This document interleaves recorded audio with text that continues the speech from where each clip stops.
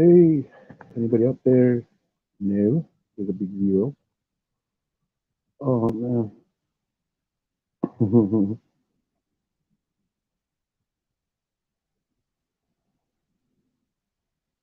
Hey, what's up, Jimbo? Oh, okay. Now I see people. Oh, what happened? Darn it. He's got a whole bunch of new stuff, and I got a bunch of old stuff. Dude, Hez was super happy today, right, guys? he was like, he was all like giddy, like a kid that just got a PlayStation for Christmas. What's up, Jimbo? What's up out there, associates? I see you guys. Thank you for coming by. It's the After Hez show.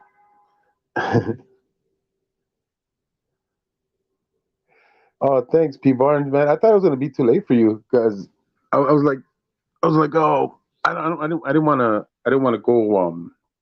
I was like, I don't want to go too late, but that's why I put it out. I put it out at 8:30 because I was like, his can't finish. He'll probably finish like around 7 because he usually goes at most 3 hours.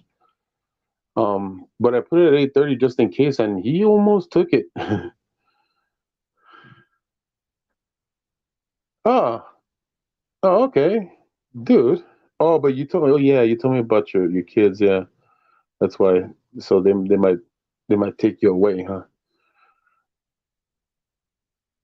Yeah, but dude, his was like a kid in a candy store today. He was so happy. Hi, Texas Mama Bear. He was super happy.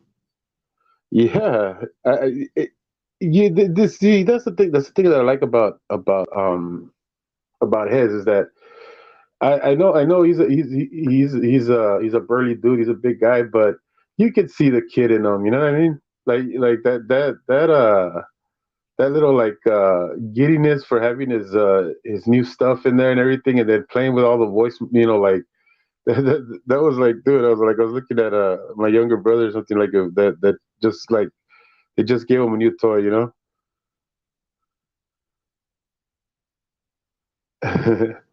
it was funny. I was having fun with that. I was having real fun with that. And then of course we had our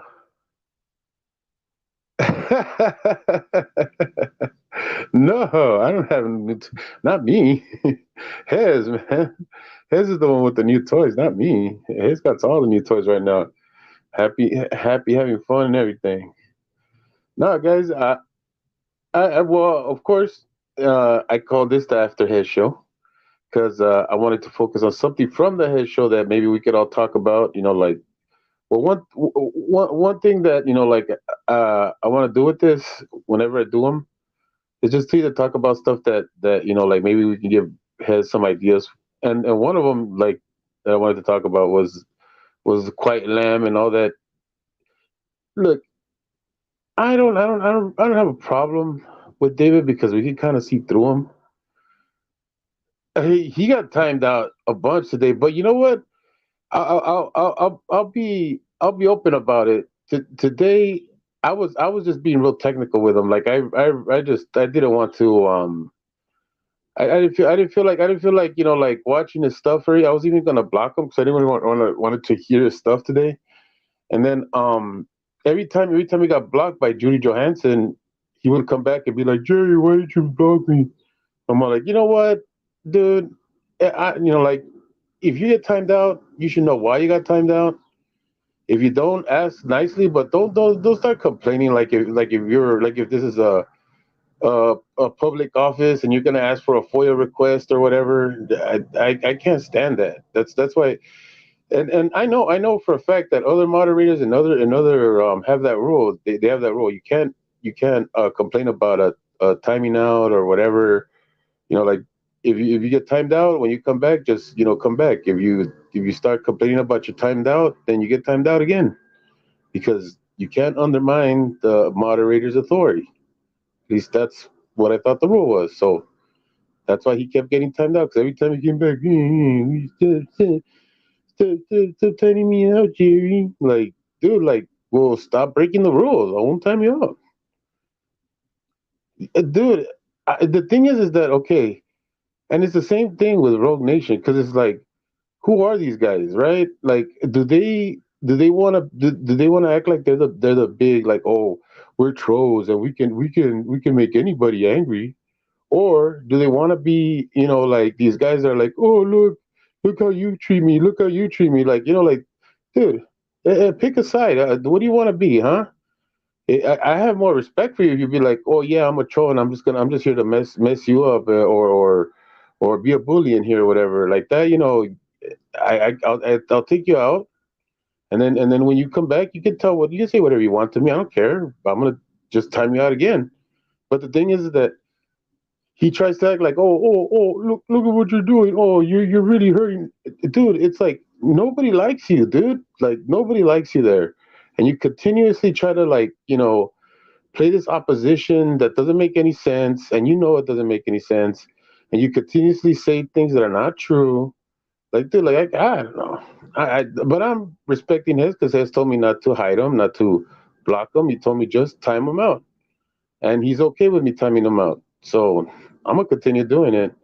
It really, I don't see him as being bullied or anybody like that. So that this is a situation where he can't take it. He obviously says that he can, so I don't know why he gets butthurt. Yeah, I know, Jimbo. That's what I'm saying. It's like I don't understand that. Yeah, and I know Rogue loves his attention. Rogue. Nah, I don't think he comes for the abuse. Honestly, out there, associates, I think he does it because he wants the backlash, right? He wants us to go after him, but he doesn't want to. He doesn't. He's not there to have any kind of discourse. He's just there to see everybody get riled up. So if everybody there is like upset and saying like, "Oh, get out of here, Rogue," and stuff like that, that's what he likes. I don't think he likes the breaking down of his arguments. Like when Hez breaks down his arguments, that's why he tries to act like, "Oh, I'm not even paying attention to you. Oh, this is boring." But the truth is that, yeah, he doesn't want to do that.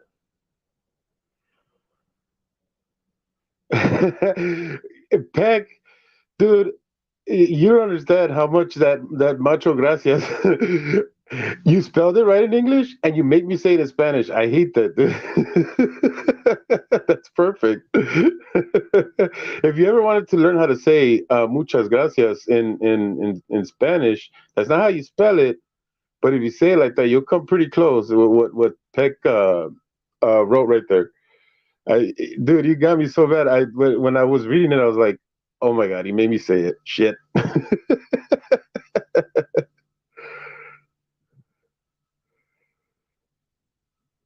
Yeah, yeah, they do. I mean, they do. But my thing is like, I wish I wish that people want to get upset one way or the other. Like because it's like that's the game that he's playing. That's the game that David's playing.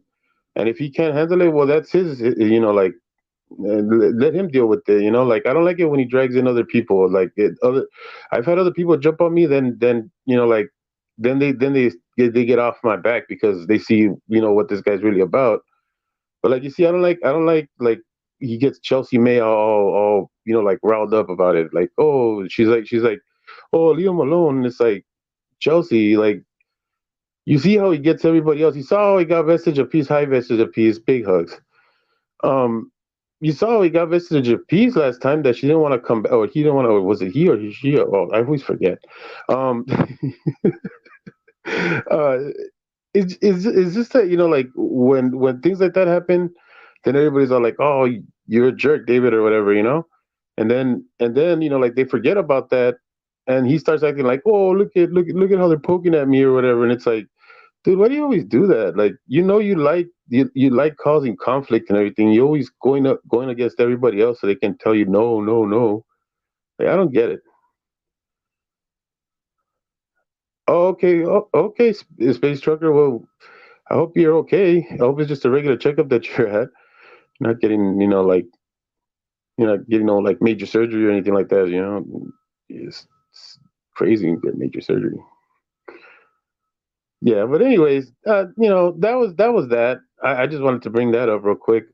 I don't know if you guys have anything to say about that, or if you guys have an opinion on that, or anything like that. You guys want to say, like, something that bothers you guys as far as like the way the moderators work and stuff like that.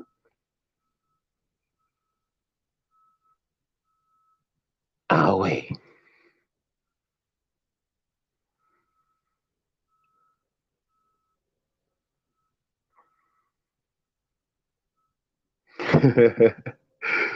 Okay, well, the other thing I wanted to talk about as far as he didn't really talk about a lot of Fridays today because he was so all about his technology, so there wasn't too much. Oh, well, dang man, uh, take it easy, space trucker. Oh wow, is it like your routine chemo treatment, or is it? Oh, well, you gotta go. And okay, it's fine, dude. We'll talk about it later.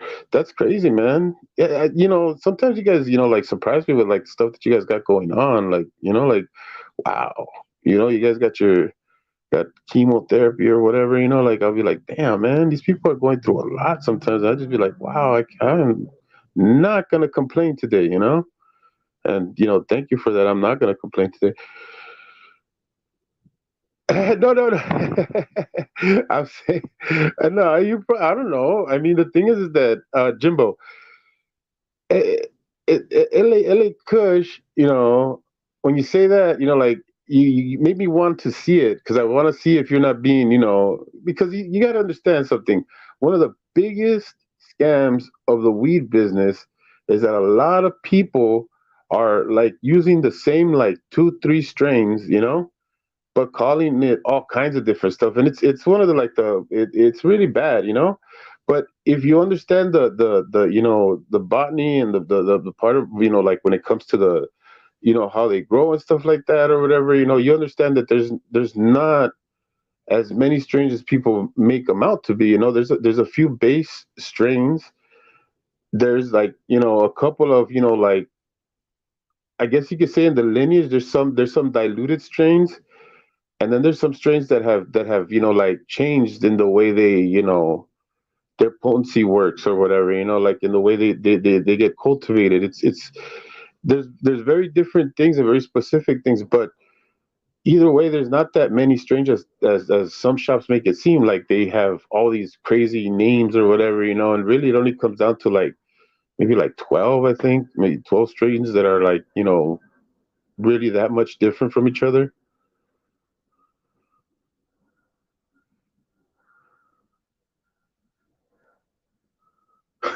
Shut up, Tech. Hi, Kimmy Don. Thanks for joining us. That's great. I'm glad you're here. Well, that's not. I don't. Okay, I know. I get you, Jimbo. I get you. I'm just saying. I'm just saying. Like I'd rather see it. If you got like, you can send me a picture or something. You let me see it somehow. I'd rather see it so I could tell you, like, for sure if you got that, like if you got real LA Kush, or if you got like, somebody who got some good. Sometimes I'm surprised. Sometimes they'll have some really good stuff and they'll label it something else because they think, oh, like I gotta label it this or else people aren't gonna like it. And it's like, dude, you got some really good stuff right there, but you don't believe in it or something. I don't know. Friday Wrangler, thanks for coming too, man. I just saw you.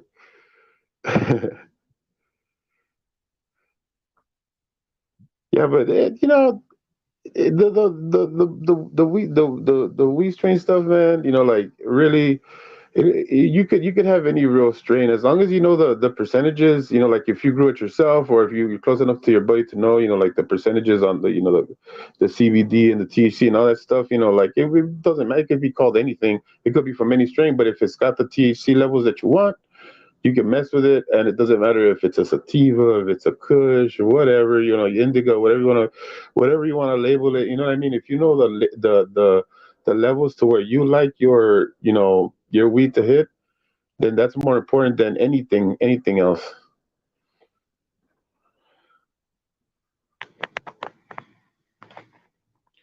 Yvonne Russell, hey pal, Well, there's somebody who likes the weed. I mean, can I say weed on YouTube? I think it's fine, right? All right, eh? It's legal in my state. Fuck you, YouTube. It's legal in my state. Oh wait, I can't curse.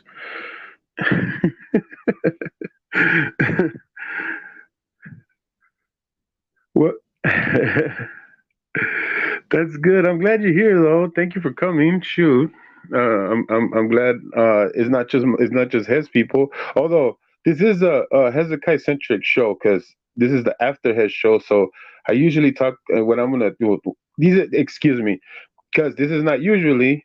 I just started this, but I'm gonna break stuff down. You know, like to have more fun and stuff like that. So I don't really want to get too serious because I find like getting into too many auditors things it gets me all riled up. Plus, there's plenty of people doing that.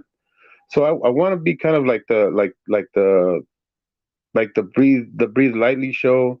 I want you guys to be able to like express anything if you guys need to express it. If you guys want to talk about anything that's got you upset in the community, just let me know. I'll bring you up. You can talk about it. I'll give you your time. It's fair. I think we all want to like have our discourse on certain things or whatever, and sometimes we need a place to let it go, and it's fine. It's fine right here. We could do all of that stuff right here. He Kimmy Dunn. He is fun. I mean, he sometimes gets a little off the wall with these guys, but who doesn't? Which person who follows these idiots doesn't get riled up? So he can get like that, but he's fun. He likes to have fun. He usually, like the sketches and stuff like that. He's really a big kid if you think about it, but in a good way. Like it's not immaturity. It's like he gives in to the quirkiness of himself, and he's not embarrassed of it. So it's fun.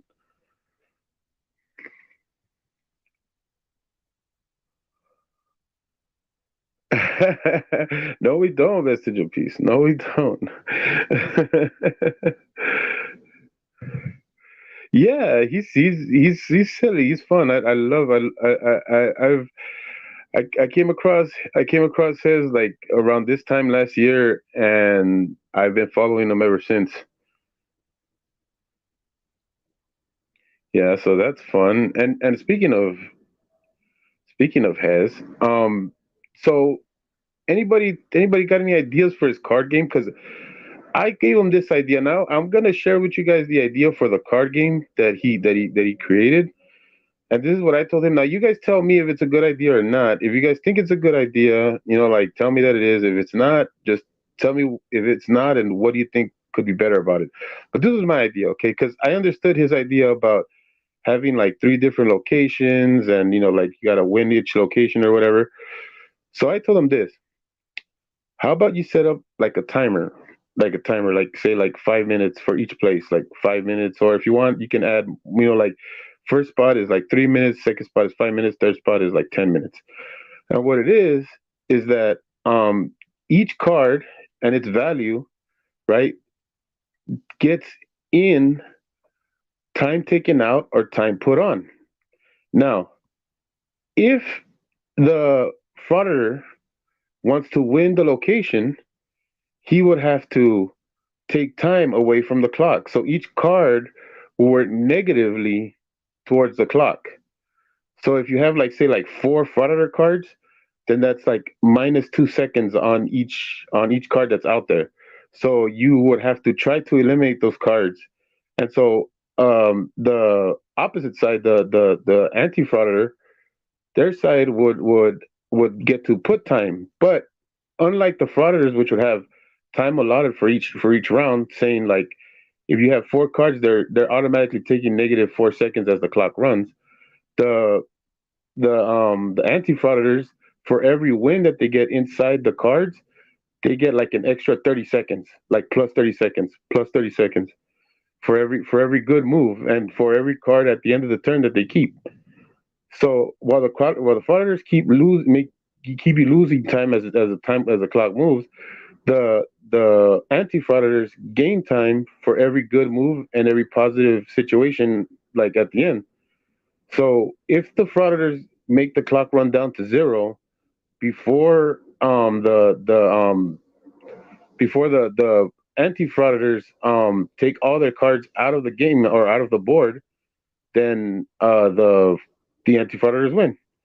If the frauditors win, they would have to just make the time run out, go to zero. Basically, and what that means is that if you make the time run out to zero, that means that the frauditors win, meaning that nobody came, the cops didn't arrest them, they got to like make fun of you or whatever, and you didn't get to do anything. And then with the other one saying if you make the time stay, then they were trespassed or like tased or whatever. You know what I mean? Does that sound like sound kind of like like a good idea, or because you guys understand like I don't know the values of Tez, like the cards, that how he's making them. I don't understand his values on there, but I know that he wants each spot on the board to be taken one way or the other. So I figured that was a good way of doing it. But what do you guys think?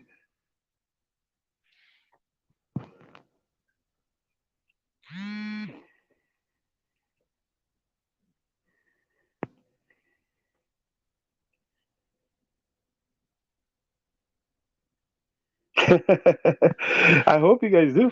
But, okay, well, from what I know, or from what we talked about with his, the way he's looking at it is that he wants like a board game setup where you put like a mat on the floor or whatever, and say there'll be like four locations or three locations, I think he said, and there'll be like a post office, uh, a courthouse, and a bank, whatever, right? And so each one you would have to try to win, or like the frauditor will try to take it from you or whatever. So I don't know. I guess maybe you have to kind of understand the way those card games kind of work or whatever. I mean, I'm not that great at them or anything. It's just that I got all like mixed up in that Yu-Gi-Oh card game because they used to have a lot of video games for it. So like I didn't necessarily like go looking for it, but it came across my way and I happened to think it was fun. So if it plays like that, then it should be pretty easy to understand. If you want, Peck, I'm open panel right now. You guys, anybody who wants to come on, and anybody who's feeling froggy, go ahead and jump. I'm gonna I'll put the link on the chat.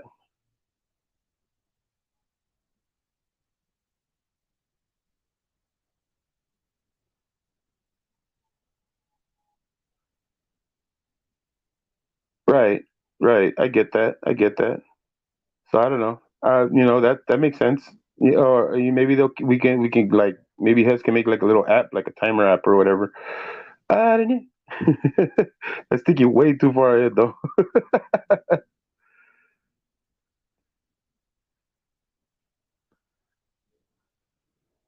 Oh no.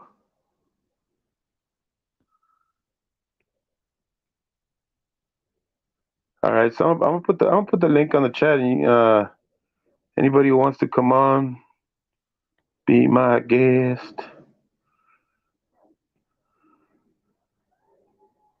But I won't. I'm not gonna do more than four though, because of the just because of the internet stuff.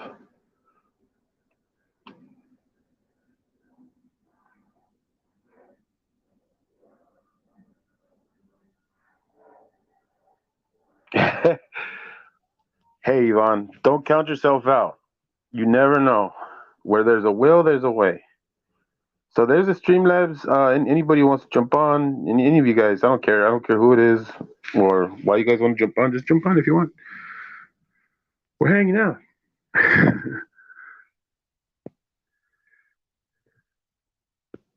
Oop.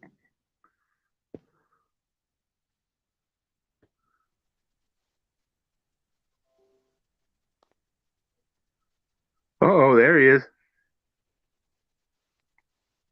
Hola. Peck, are you there? Ya, ya. Hola. ¿Estás allí?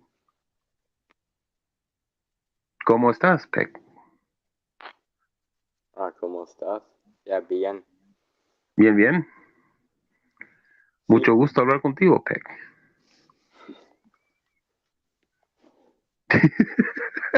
Wow. I haven't spoken Spanish in a long time. I Good. can Am I get am I erroring the machine, huh, Mr. Bot? Tell me that you're real. Tell me that you're real. nah.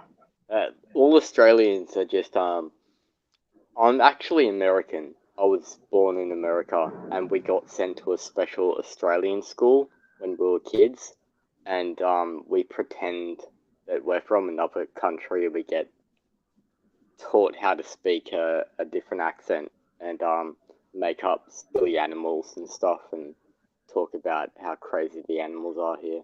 It's all I knew fake, it. dude. I knew Yeah. it. Where do they hide? Where do they National. hide you guys? Where do they hide you guys? What cave do they hide you at? Is it the Grand Canyon? Is it Mountain Rushmore? Where do they hide you guys? It's actually deep underground military bases. I was actually born in Mount Cheyenne. That's actually a real deep underground military base, by the way, and that was where Stargate was in the original Stargate 1 series. It's funny because like the place that they have that they're talking about and like show is actually real. Like, yeah, Americans are crazy. Like, you have these really insane military bases that are just like completely blacklisted and like, yeah, completely underground. And yeah, I think it's Mount Cheyenne. There, there's like an entire city. It takes up like several blocks of an entire city inside like a deep underground cave that you get to from riding a big ass elevator. Darn it. What? Jesus, man. How much tax money are we spending on this stuff? I mean, God, this is what I'm talking about. This is the stuff that I'm talking about. We're spending money. We're spending all our tax money on. That stuff was in like the 1950s, dude. Got me. I hear you hearing, Jimbo. You sound good. Peck is killing me over here. Yeah, tech is killing me. It took me 2 tries to get in, but I got in. Good, man. That's good. Hey, Pack. How's it going? Well, we got 3 different accents. What do you mean? I don't hear an accent. Do you hear an accent? It's not I here, think man. I sound like an American. I am an American. American. Yeah. I can stay for a little while. We'll see. I'm waiting for a text. My mother dropped her key. My 84-year-old mother dropped her key in her car, and it went in between the seats, and she hasn't seen it since. So that might be better for her, man. you know, it was a tough conversation. Let me tell you. Dude, I swear, the only way we got my grandpa to stop driving, and he stopped driving at the age of 81. Okay, the only way we stopped him from driving was to tell him that, first of all, that they stole his car. Not true. Second, Wow. second, when he went to go get his license renewed or whatever, I told him, oh, Grandpa, they just passed a new law that if you're past 81, you can't drive. I'm sorry, Gramps. See, well, the one thing about her driving is, as long as she continues to drive herself around, I don't have to. Oh wow, I don't know, What I'm man. saying? And as long I as get she puts around town, I don't let her go far. Like just the church and the doctor's office and the grocery store. But well, like I think it's actually a law here in Australia that past a certain age that you're not allowed to drive anymore. Your license is just forfeit because obviously like somebody in their like 80s shouldn't be driving. Well, I I do mean, agree and I don't agree because, that's what I first thought. She's in her 80s now, but she's got all her wits about her and she's pretty good. Once I see any signs of her like having close calls or something, that'll be a different story. But for now, well, Yeah, I had an uncle that drove into his 90s. I can't remember when he stopped driving. Maybe 90 when he was 92 or something like that. But yeah, he was still driving. well, I Like would he never, I would never want people to like, to stop somebody from doing something if they can do it. The only reason why we stopped both of our grandparents, because they started showing signs of not being safe. Like with my exactly. grandma, when we decided to do it to my grandma, she was driving up on the opposite side of the road one day, and to her everything was fine. She was doing good. Luckily, she went into a one-way street where it wasn't too there wasn't too much traffic at that time of the day. So she got lucky that there was no cops, there was nobody to see her. But somebody that knew our families did see her and went to go stop her and tell her, you're driving the wrong way, and they drove her back to our house. And then she was just like, she didn't even know where she was going. That's the other thing, she didn't know where she was going. So it was like, okay, grandma, we can't let you drive no more. And Yeah. then my grandpa, when we decided to do that to him, was when we started seeing him like just bump into everything. Like he had bad eyesight. He didn't want to like acknowledge it. We kept telling him like, your eyes are bad, grandpa, you can't drive. And he just kept like fender bender, bumping things. Like another He took Prince Charles, huh? he took out like two mirrors one day. Now then it's time to take away the license. That I agree. Yeah, that's what I mean yeah though. Like, don't think I'm just like, oh yeah, they turned 80. It's okay. It's time to take it Well, away. Like the it thing was like an that's like assessment. that's like one of the first things that happens to elderly people when they lose their independence, and it like mind spirals them after that. So you don't want to do anything to start that trigger. So you let them drive as long as possible, I think, and let them be as independent as possible for as long as possible. Rest is your yeah. piece. I'm proud of you. Like you understood that you're not safe to drive, and you did what you had to do. None, like, oh, Peck, we lost Peck. Oops. Like sometimes people have medical conditions that prevent them from driving. Agility. When my mother gets elder, her bones don't move, her reaction time slows down. That's going to be a different story. But right now, she's pretty much at the top of her game for 84. God bless her. Yeah, well, I actually had to go through a thing. This was after my jail time. I had to go to like a safety thing because I just had the bad luck of getting into like three accidents like real close together.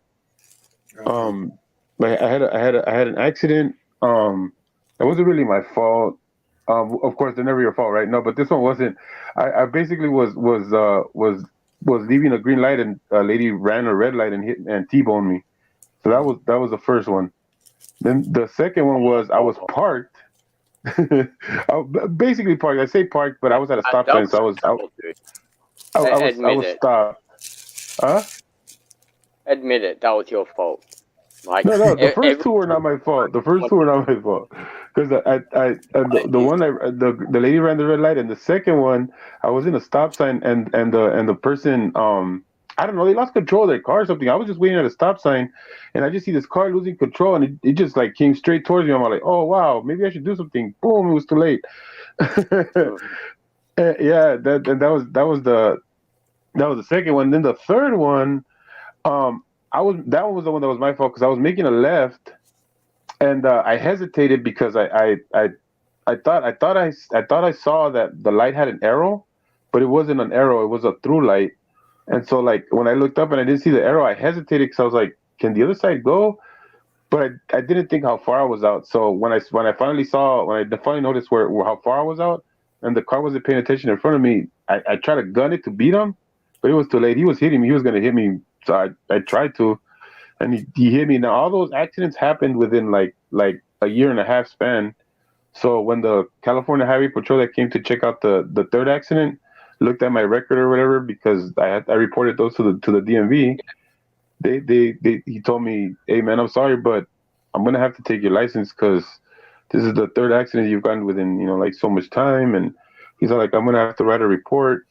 And they took away my license and they did this whole report where I had to go see the DMV like doctors, and then I had to go see a DMV like person, like a high ranking person or whatever, like have a meeting, and just they basically just trying to see if I was okay to drive, because they couldn't understand why I got into so many accidents. When you get classified as a road hazard. Yeah, there it is. I was looking for it the whole time. I was looking. I was like, "Whoa, did they call me?" Like, "Oh yeah, okay." I was like, "It's not a road cone. I'm not a road cone. I'm not a road barrier." Like, I used to drive for a living, so. I did all the stuff license, right? I had like my logbook all filled out with like enough hours and stuff to get my license. I was doing the license test, and I passed the license test, right? And I was on my way back to the DMV, well, the Australian DMV, right?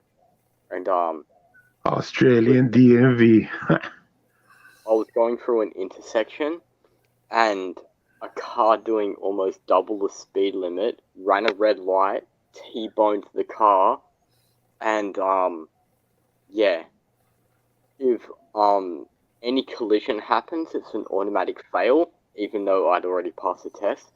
But the driving instructor was fucking hysterical, like screaming her fucking head off. Like, oh my god! Like the car had just been like almost fucking totaled, and like obviously like cops had to come. Like there was a massive fucking big ass collision, and like in the middle of a fucking intersection, and like yeah, bullshit. Like I didn't pass my driving test. Just like fuck this. Like I've only driven like a few times since, and yeah, I don't like being in cars specifically because of how many fucking dumbasses there are on the road, and how fucking easy it is to get into car accidents. Yeah, like, man. Yeah. You can get into car accidents, dude. Oh my god! Well, it's funny because it's like I had that little moment of time where I got into those accidents. I haven't got into any accidents since, but I've seen. Well, I live in California too, man, dude. I've seen some dude.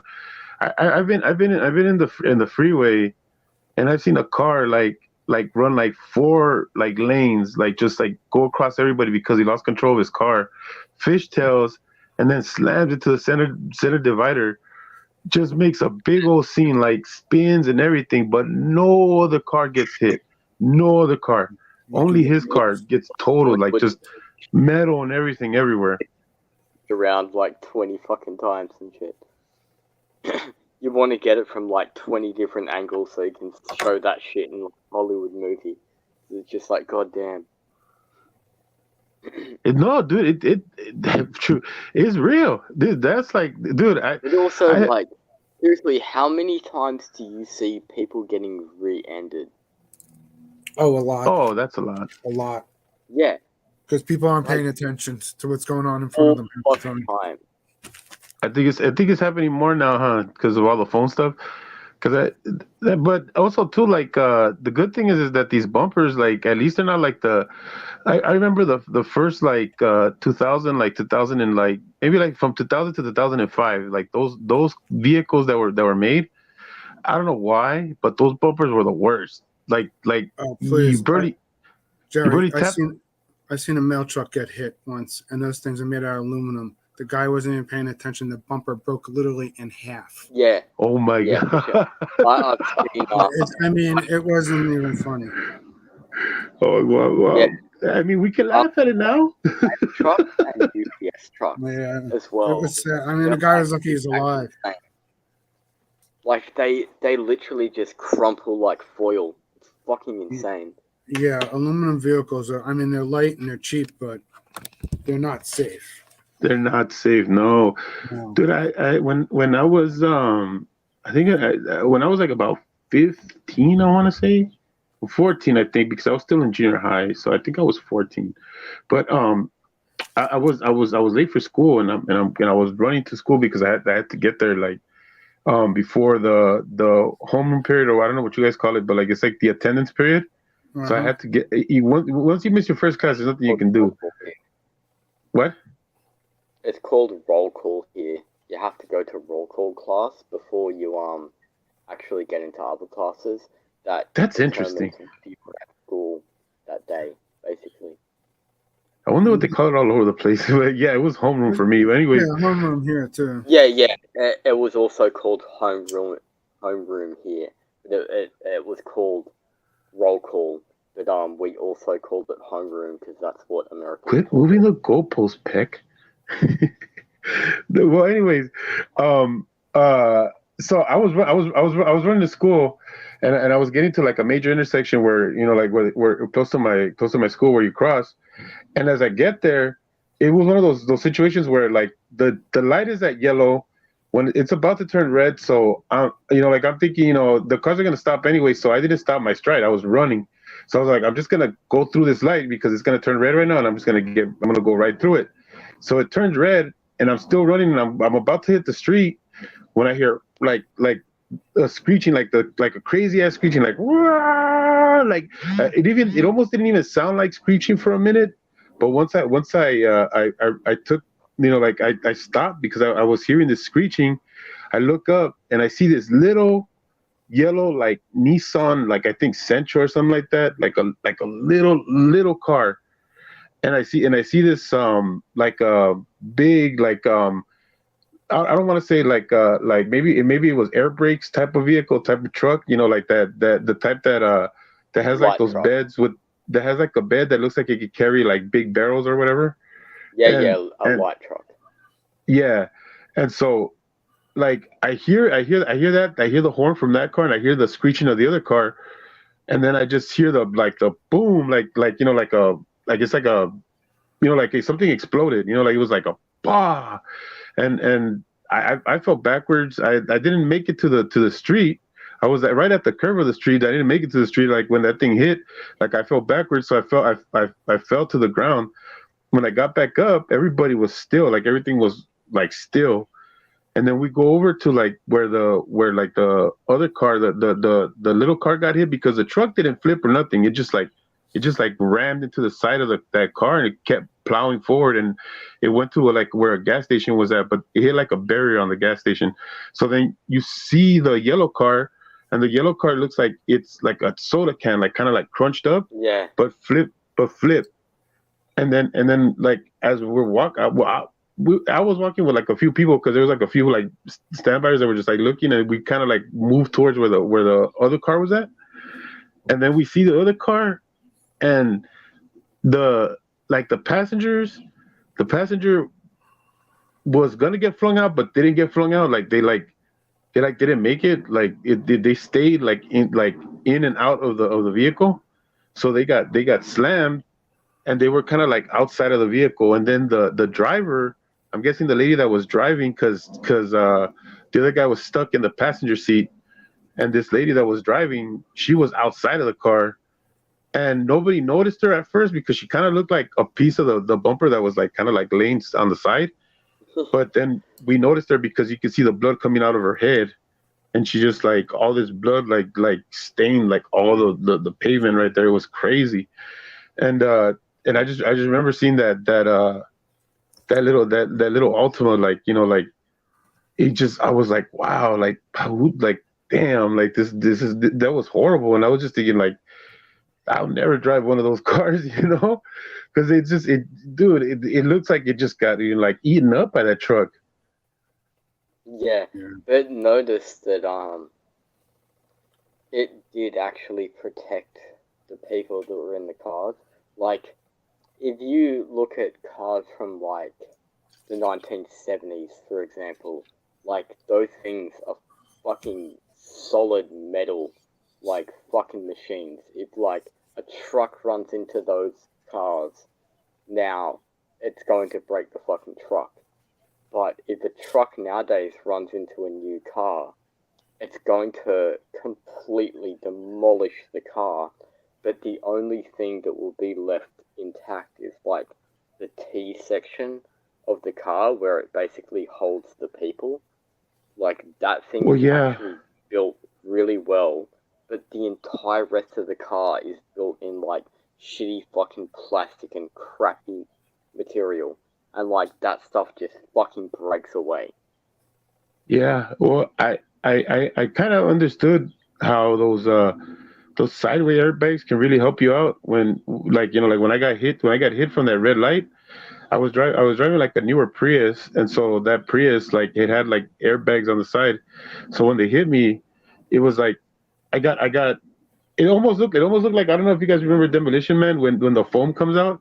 It almost Yeah, kind yeah, of looked yeah. like that, but it was all airbags. Like, it was just all airbags. Yeah, yeah, yeah, But yeah. but Yeah, but I've seen those. they do leave Shit, you with like that when soreness though. They leave you with that like, oh god, like if it feels like you got, like, like soreness in your muscles or whatever after you get into a crash like that. in the cars that I had growing up as a kid didn't have airbags. Like no airbags, not for like the front people, not anyone. There was no airbags. There were just big fucking pieces of metal. And Well, like your yeah, whole if another car body crashed aches. into another car, they were like both pretty fucked up. Yeah, any accident, your whole body is in shock. Every muscle aches, like especially a couple days after. Forget about it. It's scary. Yeah. Well, yeah. You don't Well, realize the trauma your body goes through in a collision. yeah. Before I had the three crash in that one year, like 4 years before that, I got into a crash on the freeway, and I was driving with this girl that I was dating, and she got probably one of the worst like seatbelt burns that I had ever seen anybody get. Like, it was Yeah, like well, so whiplash bad. just isn't in the neck. You know, the whole body gets whiplash. You know, it's not Yeah, just the neck. Yeah, it was no, bad. I've seen people's like skin get ripped apart by the seatbelt when they've been in Oh yeah. accidents. Like the seatbelt just like fucking tore through their skin because they were thrown around so violently. No. Yeah, hell yeah, yeah. That accident was probably, I think, worse than the other ones by far. No, it also was when I was like younger. I didn't I had that I don't know how people see it, but I see it like this: like, when you're young and you never experienced an accident before, like never got into like a crazy accident or whatever. Like, you have this confidence that's different than when you do. Like, cause it was like when before I got into an accident, I drove a certain way and I had a certain like recklessness, but I felt confident. But then when I got into that crash, like, that crash on the freeway, was like, after that it was like, yeah, Well, I it's a couldn't. good healthy I fear to have. Yeah, I did. Yeah, it put the, like, the fear so bad into me that, like, it took me a while just to get back on the freeway. But then like, once I started getting back on, it was like paying attention, doing all the stuff that you're supposed to do. Like, Well, it I'm became more basically like, defensive. A defensive driver anticipates the inadequate driving skills of others around them. yeah, yeah. It was oof, oh man. Never got into an accident like that ever again. But wow, dude, it's like, I'm glad I walked away from that one. Like, that I've had I actually, it's crazy because like, one of the crazy things about that accident is that, like, okay, the girl that I was dating at the time, she had that seatbelt mark that was bad or whatever. And then I was driving with some kid, like a kid, because I was taking him to my cousin's quinceañera. So it was gonna be my cousin's quinceañera, and I had my brother and his friend, and I had this other girl that I was dating. Now check this out: the kid that was with us that day, he ended up getting into an accident like not too long ago, like 2 years ago, coming from Las Vegas, and he died on the freeway. Like, in an Oh accident. yeah. Oh, that Well, fuck. And then generally and anything over 40 miles an hour, you're lucky you walk away from. and then that girl that I was dating, she died in an accident like about 4 years after that accident. Like, in a like she basically fell off of the freeway. Like, they got into a normal accident, but the car went off the freeway, like, and it fell down to another freeway, like on a transition. So it was like they were on the freeway, they got into an accident, and so the car lost control, and it somehow went over the barrier that was there, and they crashed into the other freeway, like to the next freeway. It's, and both of those people were riding with me that day, so it's like crazy. I don't know, man. It's crazy, bro. I've totaled cars rolling from one mailbox to the next. Jeez, It's how? not how fast you're going; it's what you do when you hit something. If the wheel hit the curtain drain on the corner of the road, disengage the linkage, blah blah blah blah blah. Next thing you know, the car's totaled. I don't know miles per hour, but in Australia, What's this about Sean Paul Reyes? school zones are 40 kilometers per hour, and if Oh, okay. Sorry, I didn't see it. then you get arrested. Standard speed limit is 60 kilometers per hour. You mean and I'm sorry, on- Pick. I wasn't hearing you. Were you talking? Yeah. Can you hear me? I hear I him. don't know. I just because I couldn't hear you. Could you hear him, Jimbo? I hear him. He's just soft spoken. Oh, okay, Oh. okay. Yeah, I didn't hear. Hey, hang on. Let me answer this question from you.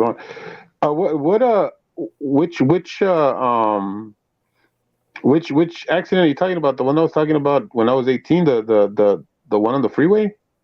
That one. I was going. That one I was going like something like I think 55 or 60.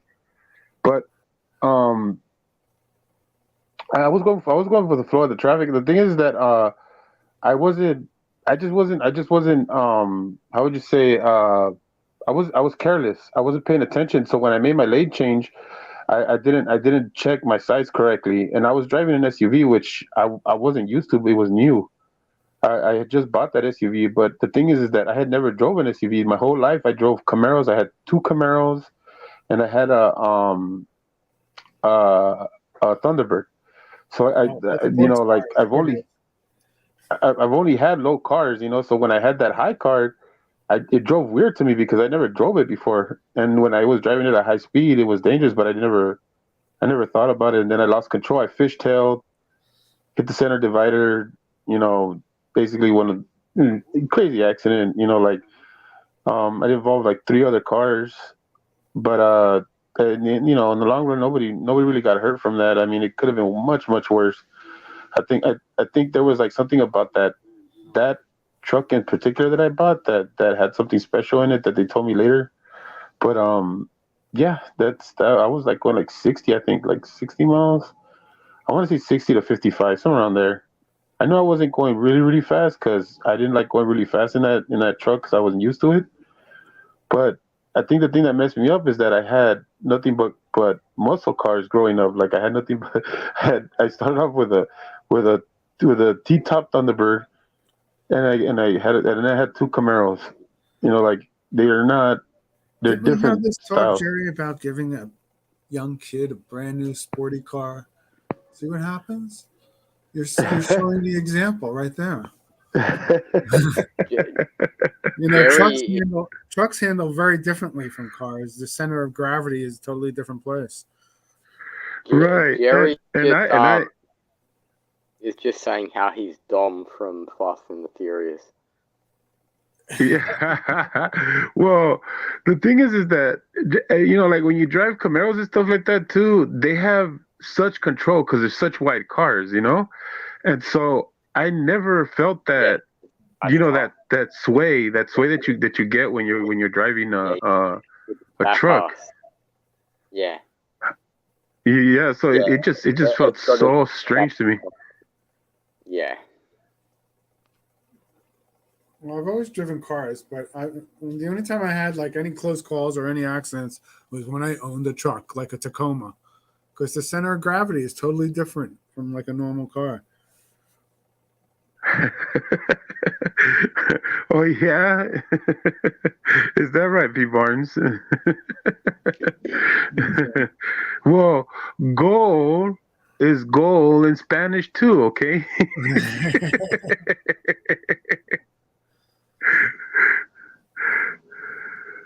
We all love soccer, innit, bruv, though.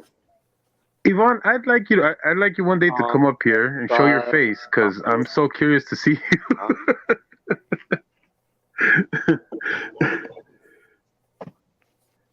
Will you? Will you come up here? Come on, do it. Do it.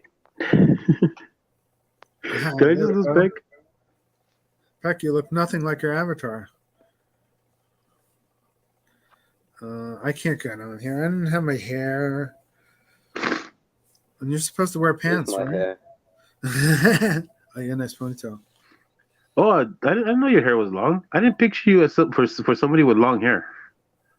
Yeah. Dude, I didn't even picture you. I thought you were gonna be much. I thought you were gonna be much bigger. Like, I don't know why. I thought you were bigger. No, I'm freaking tiny, dude. I weigh like 100 pounds. Like, seriously, I'm really, I pictured really you as a small. little doll with a knife in your hand. Oh, Heck So well, at least now you feel you don't feel so scared of him anymore. No, oh yeah, that picture. That like Chucky is like my living nightmare. That movie. If anybody take me to a chair and made me watch Chucky, that would be it for me. You'd have to take me in for treatment. Okay, Yvonne, look, this is how we do it. Okay, this is how we're gonna do it. Okay, I'm gonna put the link onto the chat. Now, what you're gonna do is that you're gonna click on the link, and the link is gonna take you to a thing that says you're gonna get into the show. Now, what you're gonna see is a thing that says camera and the mic. Now you can turn off your camera, and when you turn off your camera, it's going to give you an option to make an avatar if you want. Now it's fine if you want to. You don't want to, it's fine. And then it's also going to ask you if you want to put a special name, so you don't have to use your name or nothing. So you can just go ahead and put whatever you want, make it up. You know, if you want to make it Yvonne Russell, or if you want to just make it like RYR or whatever. And then once you come on here, and I bring you on to the show, then you can, if you like, hit the camera button, and it will open up, and we can see you. Simple enough? be right back.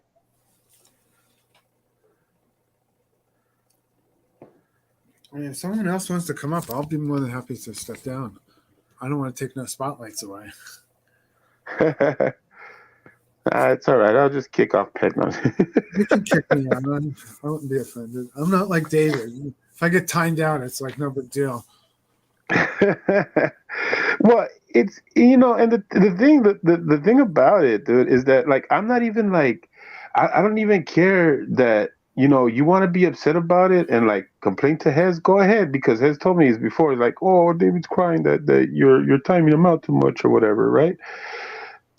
And so I'll be like, well, dude, look, I'm timing him out because obviously he's getting other people upset, and you know he gets other people upset. So I'm not timing him out because I want to be a jerk to him.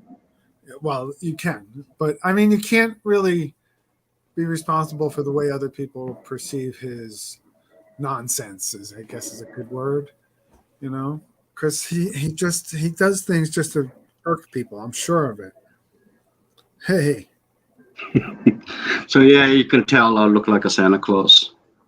That's not the kind of Santa Claus I was expecting, though. No.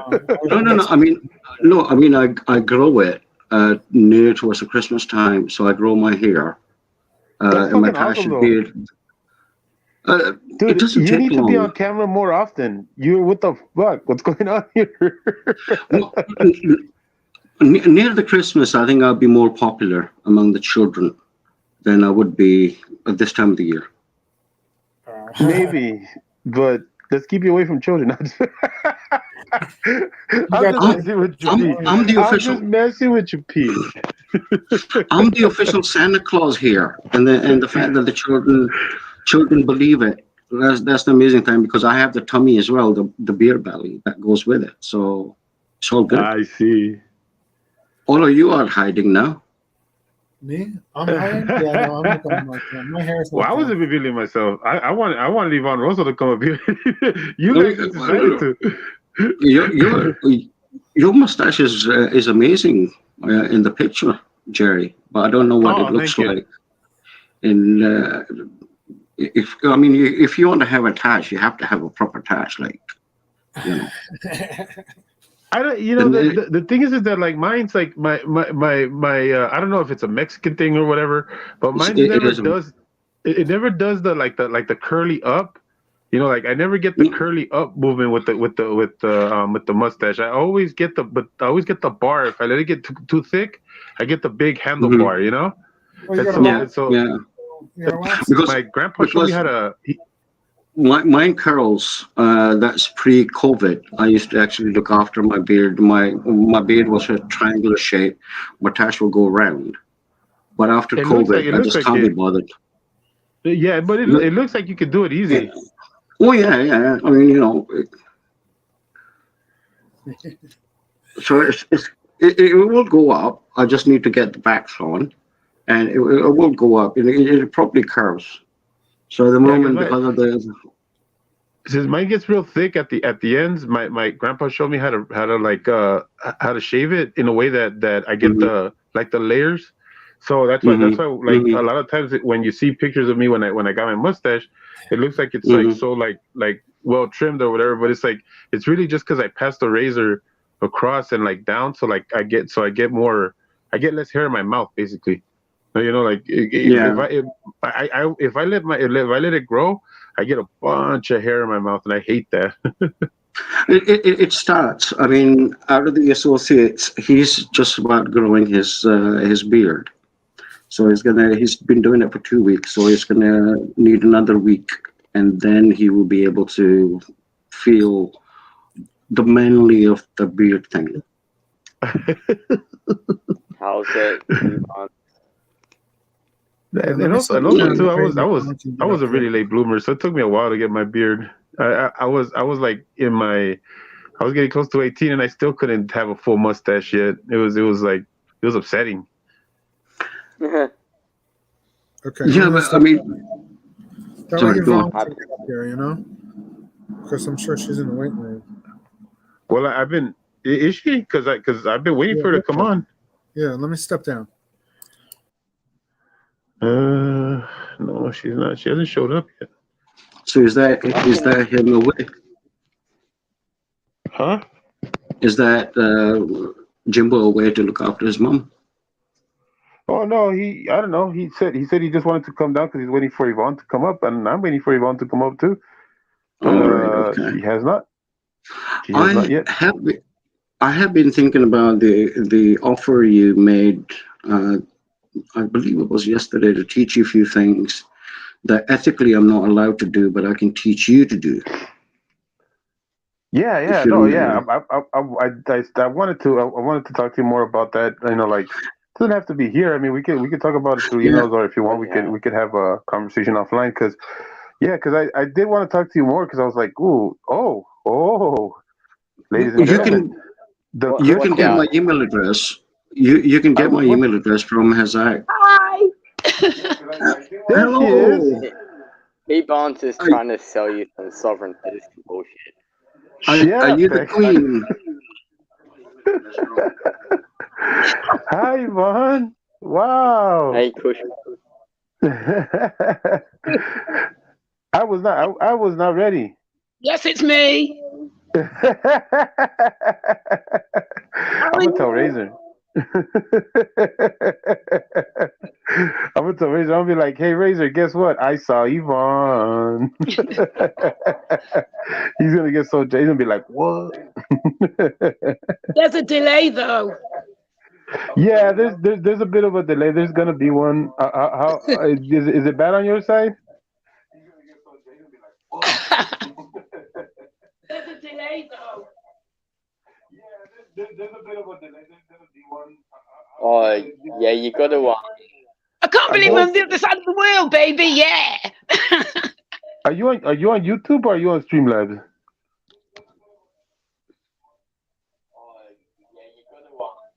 I can't believe I'm on the other side of the world, baby. Yeah. That's funny. YouTube. Okay. Can you get on the browser? Can you use Chrome? YouTube. Okay. Can you get on the browser? Can you use Chrome? Yeah, but it's too much for me to do. I'm just getting the hang of things. Okay, okay. Well, the delay will be there because we're when you're on YouTube, the YouTube is delayed. We're on like our live feed is live. Like we're as live as we can be, and the YouTube has the small delay. So if you're watching us through YouTube, you're gonna get the delayed stream, and it's gonna always come up a little late for you. But it's on you. If you're okay with that, it's fine with me. I don't mind. Watching us through YouTube, you're gonna get the delayed stream, and it's gonna always come up a little late for you. But it's on you. I can hear myself explaining. Yeah. I'm fine Just with it. It's fine. mute your YouTube, and then you can still see all of the comments, but you won't get everything double back to you because you're both live and then watching it back like a few seconds later. Comments, but you won't get. Jerry, I've just sent you a private message on stream. I think if you explain that to our Oh, queen, that makes then she sense. will be That able makes sense. to. Yeah, that Well, would I don't that know. would I take don't know care if she of has. it. I don't know if she has us up on her Chrome though. Like, oh, there goes Peck. Um, can you can you lower the volume? What did you say on the YouTube? Right, Kush Queen, this is what you need to do. If you can turn the volume off on your YouTube, then we will be able to hear you in current time instead of hearing you twice. Right, Kush Queen, this is what you need to do. If you can Wow. turn the volume off on your YouTube, then we will be able to hear you in current time instead of hearing you twice.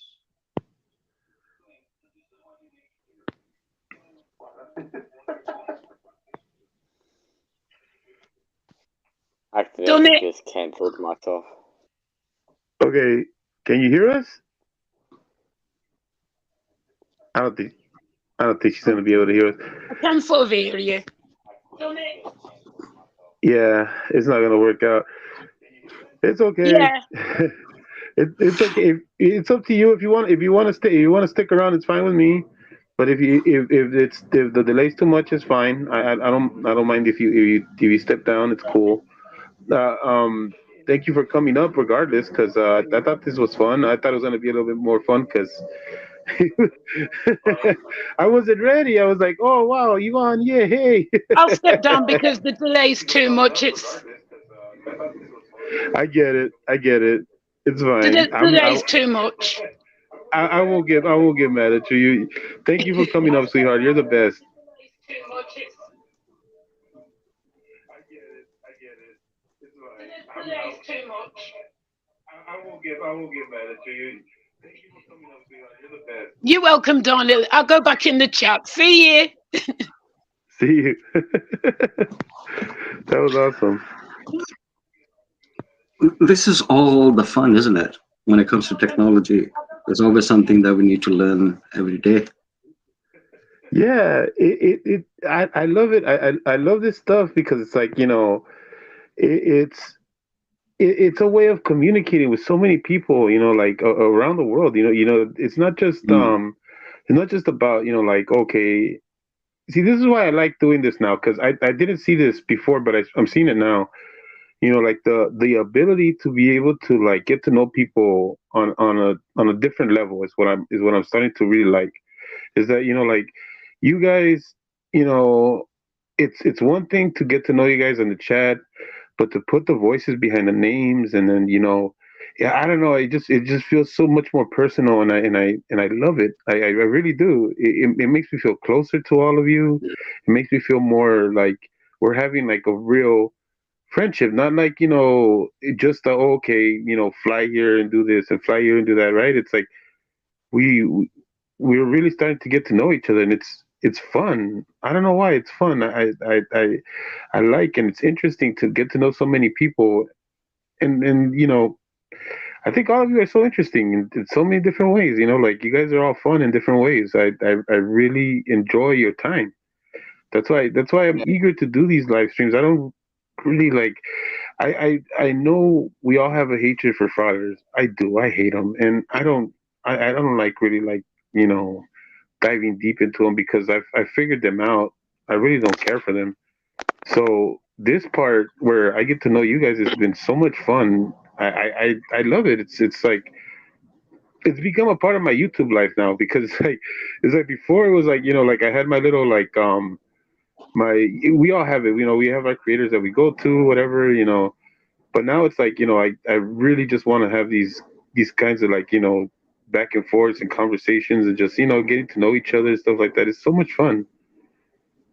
Yeah, we need to help you grow your channel. That's what I'm thinking. I mean, It's that's fine. really good. You know what? I don't harp on that too much. I mean, I make a lot of noise in Hez's live or whatever because you guys are probably like the most interesting people to me. That and Mark Stout's live. I like Mark Stout's people too, like Yvonne Russell, like all these people. I care about you guys, and so like I really if the channel grows and if I can get some good numbers later, whatever. I'm not really looking into that. Like I really just I like this. I really do. Mhm. Yeah, I mean, it is a lot of fun, and some of us managed to get to see each other's faces. It's really good that we have translation apps now because now we can understand P bonds because we've got like Glaswegian translators now. Well, I Yeah, don't actually well, speak Glaswegian. I actually try my hardest to speak American English when I am on the YouTube with you guys. yeah, I'm glad. I'm glad you do. It's fun though. I don't know. But I've just been having so much fun getting to know you guys that I really just like to have these live streams for like just to talk to you guys more. It really does make me feel good that like I'm able to socialize with people and have a decent conversations, and not just about frauditors, like because I don't know, I'm like I said, when it comes to frauditors, I've kind of reached my tipping point with them. They're not, they're just nothing special. They're just so like they're all copycats of each other. If they're not that, then each one has a motivation that's nefarious, or they don't have anything good to give, and all they ever do is mess with people that don't deserve it. And so it's like I can't I can't stress myself out over that anymore, but I I can mean, say that these go on. what go ahead. Well, what I was going to say is the one thing that we lack is that we don't do anything about it. Now, for instance, there are certain areas when I try and access some of the government websites in the US, I can't. It's access denied because I'm sitting in the UK.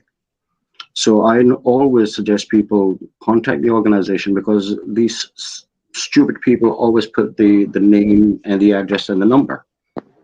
So you can email them and you can explain to them exactly what they need to do to get these videos off. Lana, she was really cheesed off because one of the organizations had pulled her videos down and she wanted to find out who did it. And luckily, she couldn't get the details of who complained. Well, Lana was not happy about her videos coming down. Their videos go down, they don't make any money. And that's what we should be doing as a community. Yeah, well, we should do a lot of our due diligence, but you see that's where I guess that's where like I don't know, I do that, and that's the thing is that like I'm not gonna sit here and be like, oh yeah, I'm gonna take credit for everything that happens that goes well or whatever.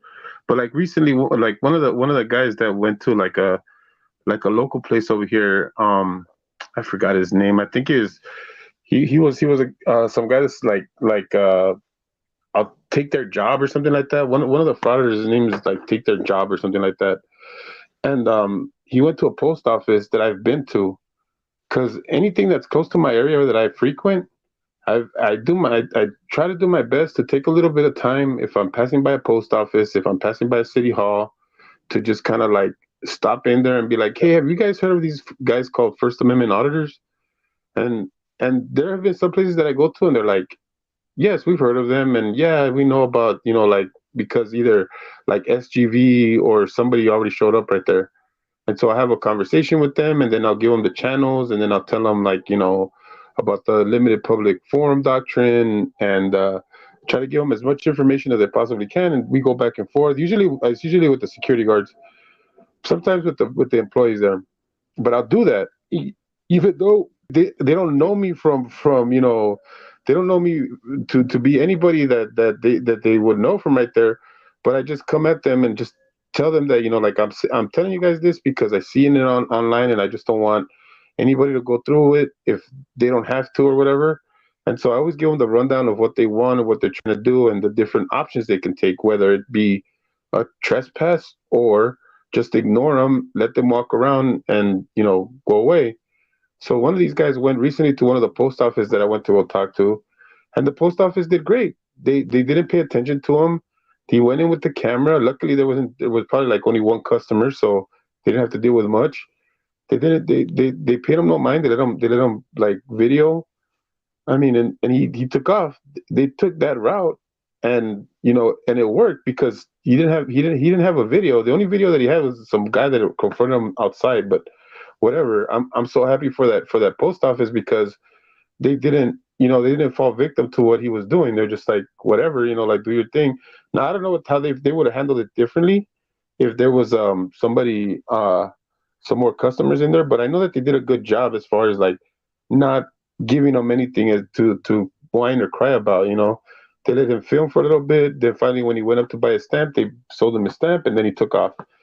And Have you have you seen the Australian auditor? huh? Have you seen the Australian auditor? The Australian one? Yeah. There's only one in Australia. He's done 5 videos and he's been arrested 4 times. Oh, no, I haven't. LIA lives in a fantasy world, guys. He lives in a fantasy world. He believes in the stuff that he's trying to sell people because he knows there's no turning back. He has lied himself through every situation that he's got into, that he's living this lie out. And it's like Oh, I that last video of him getting ejected from the parking lot where yeah. the older officer flat out tells him that he's a scam artist, scamming people on the internet, and he's like, "Oh, you don't know what you're talking about, man." It's like, yeah, you are. You're a fucking scamming piece of shit.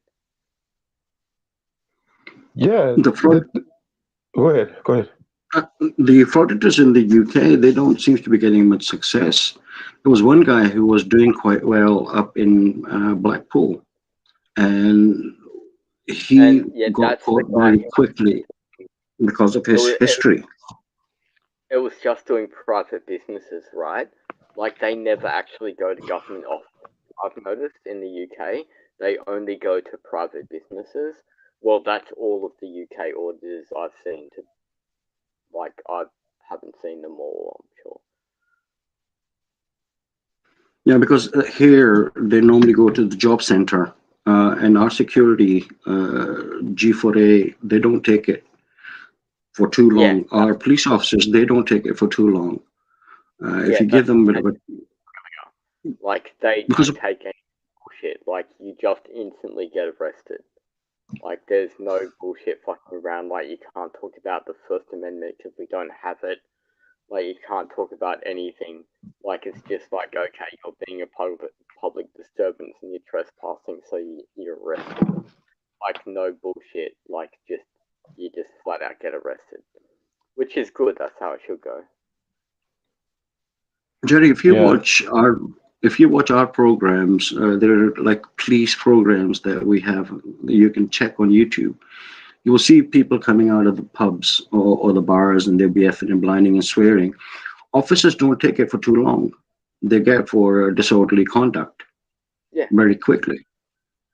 Yeah, but it's the thing that Like, see, okay, look, the thing is that it would be so much better if we stop talking in this veil of sensitivity. I'm not saying that we can't be respectful to people's sensitivities, but we need to cut through the fat. And the thing is that when it comes to over here, especially in the more liberal, states, and it's an unfortunate thing that you have to label it something like that, because I've never had a problem with any part of any political side. The thing is that it just so happens that right now, where that rhetoric, that police rhetoric comes from, it comes from that liberal side, and people are saying things that are against the police that don't make any sense. Now, I say if we stop trying to be, like things are much more sensitive than what they really are. Because I always say, when I was coming up in the '90s, I never had any problems racially. I never had any problems with gender issues. I never had any problems with my ethnicity. None. I had none whatsoever. Like uh, I rarely even thought about it. Like I had friends from Nicaragua, I had friends who were from the Philippines, I had friends who were black, I had friends who were Korean, I had friends who were from Pacific Islands. You know what I mean? And we all mixed well. We never had any issues whatsoever. And so the thing about growing up, it was always about trying to figure out what these authority figures and how the power was, where it came from and stuff like that, and then getting to understand people, how, like in their positions and why they decide to take them, and then you understand why it's a limited amount of people that can be prosecutors, that can be judges, because they're already scrutinized to a certain degree. But that Mm. seems to have no bearing on people anymore. It's like, oh, you did this, that means you're useless. Oh, you did that, that means you're useless. You know what I mean? It's like, Yeah, I mean, yeah, go ahead. if we look at the history, these things always have been here. What the only change that's happened is that over the last 6 to 10 years, things people start making stories up, start accusing other skin colors doing something that they never have done. Because I remember when Polish people had started coming in, and I'm talking early 2000, the right wing, we have some really seriously nasty right wing parties, political party. Americans only have two, we have five. And those people were throwing out these stories, and there are certain newspapers and news channels. We have UK now has its own Fox News channel now, Yeah, and people yeah, by the starting way. to listen to the papers and listening to the right wings and creating these stories which has no head or tail to it. And that's Yeah, how it's we complete have come to bullshit. where we are today. yeah. And it Yeah, doesn't. It just doesn't, like, for me. It doesn't compute in the sense that, why why can't people see through, like the propaganda? You know what I mean? Like, I know so many individual people that are so intelligent, but then, as groups, I don't understand why we can't just like see through the BS when they're feeding us BS, because it comes from both sides. Well, at least in the United States, um, the way I see it, I see both sides playing their side the way they want to, and neither one of them has an agenda that's, directly dealt for the people. It's for their lobbies. It's for the people that keep them in power. And so it's like, we can't cut through this crap. Like, we can't just, like, there is there is something that we're not focusing on, and the people in power know it. And I believe, it's my belief, that all of these little things, all these little issues continue and progress because we are allowing ourselves to be duped into thinking that these little issues, these things that we've already solved for years and years already, that Mm. they're somehow still a problem. And I don't think they are. I think that we're being duped. Honestly, I think that it's a game that's being played that we're not privy to because we think that we're making a change or we're making some sort of difference. But the fact of the matter is, everybody is equal in the United States. I get it. Yeah. There's going to Nah, be classism. I get it. There's going to be some favoritism to nah, certain classes on certain places, but that's just the way the world works. It's nah. not. That's a complete lie.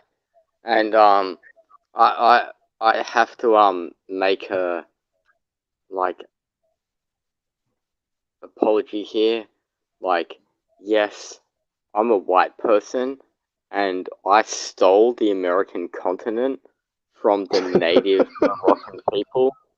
And I'm sorry, but like we've been covering this shit up for years, man. Like we just stole their land that we did treating treating them like normal people when they completely own all of our stuff. Like at any point in time, a Moroccan person can just walk into my house and just claim it's theirs, and I just have to like give it to them. Please, man. Peck, That's I why did not know you were going there. we that's why we have to keep this on the down low so they don't find out about it.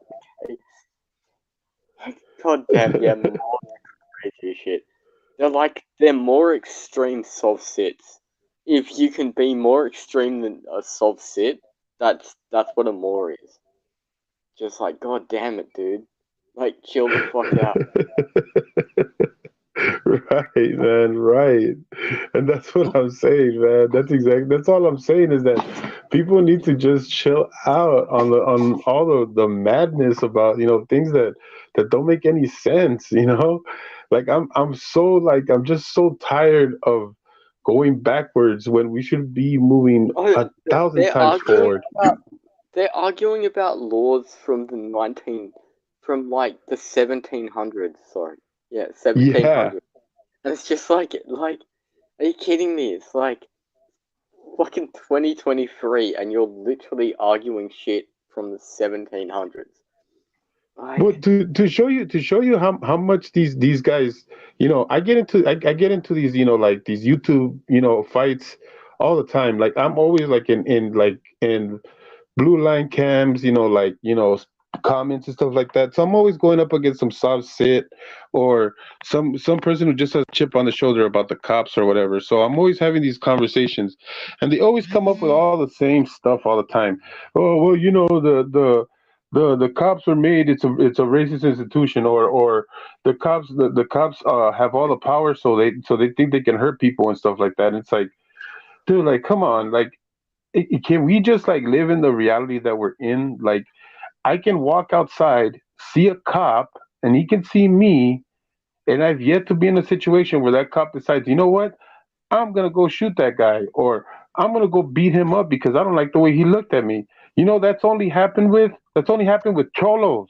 That's only happened with gangsters who who have no idea who you are, but are so paranoid because they're all high on drugs, and they see you out on the Mhm. streets just walking to the liquor store, and they're like, "Hey, where you from?" and this and that, and you're like, "What the hell, dude? I'm not even messing with you. Like, leave me alone." And the thing is that they put it on the cops like if the cops are this gang or whatever the hell. It's like, dude, these are people. Some people who are looking to be in law, some people who are looking to, actually help people out there, and so they got into this thankless job. They do it even though people call them all kinds of names. They do it in spite of the things that they don't really want to do, like take people's car away, you know, get in between people and their children. I know they don't want to do that stuff because they say it themselves, but it has to be done. Somebody has to do it. Somebody has to be in charge of those things. And the people who complain about it the most are the people that don't want to take up that mantle, that don't want to be that responsible. So it's just so upsetting that, like, why can't we just sift through this crap? It'd be so much easier. Jerry, let me you give you know, a solution to all of these problems. The solution is get to know your neighbor. The solutions are a lot Yes. easier than what we are told to do. Life is very simple. We as human beings make our lives very complicated. If you get to Thank know you for your showing up, neighbor, Iwan. Thank you. Go ahead. Go ahead. I'm it's sorry. it's it's a little bit of love that you need to share with your neighbors, and it affects. I mean, where I live, we have all sorts of refugees that live here, and every 3 to 6 months we have a party. So we all get emails on our phone system, and we all bring in foods from different parts of the world, and we enjoy each other's food. We learn other people's culture, and that's how you develop this community. Now, racism exists in Glasgow, but there is not one chance in hell that you would get any racism on the bus that leaves from East End, goes into the city centre. Boswick is such a big community, but yet we're a tight community. If somebody picks on someone who's of different color or speaks a different language on their phone, you will find at least 4 or 5 people get up. One will go and tell the bus driver to throw him out, and there'll be 3 other 4 people protecting that person just because they're speaking a different language. So Oh, it's the the same love here. You'd is get the solution. The love and respect is the solution. All we have to do is we have to apply it within our neighborhood, and then it will grow from there. And then all these people who manipulate us as public, they will lose, and we as people will win. You know, and vestige of peace. I just hate that it gets so nasty in between people about political parties and stuff like that. Like, I just see it as because the thing is that I have no allegiance to my parties whatsoever. Like, to me, it's like I go by, when it comes to local elections, I I read up on my candidate.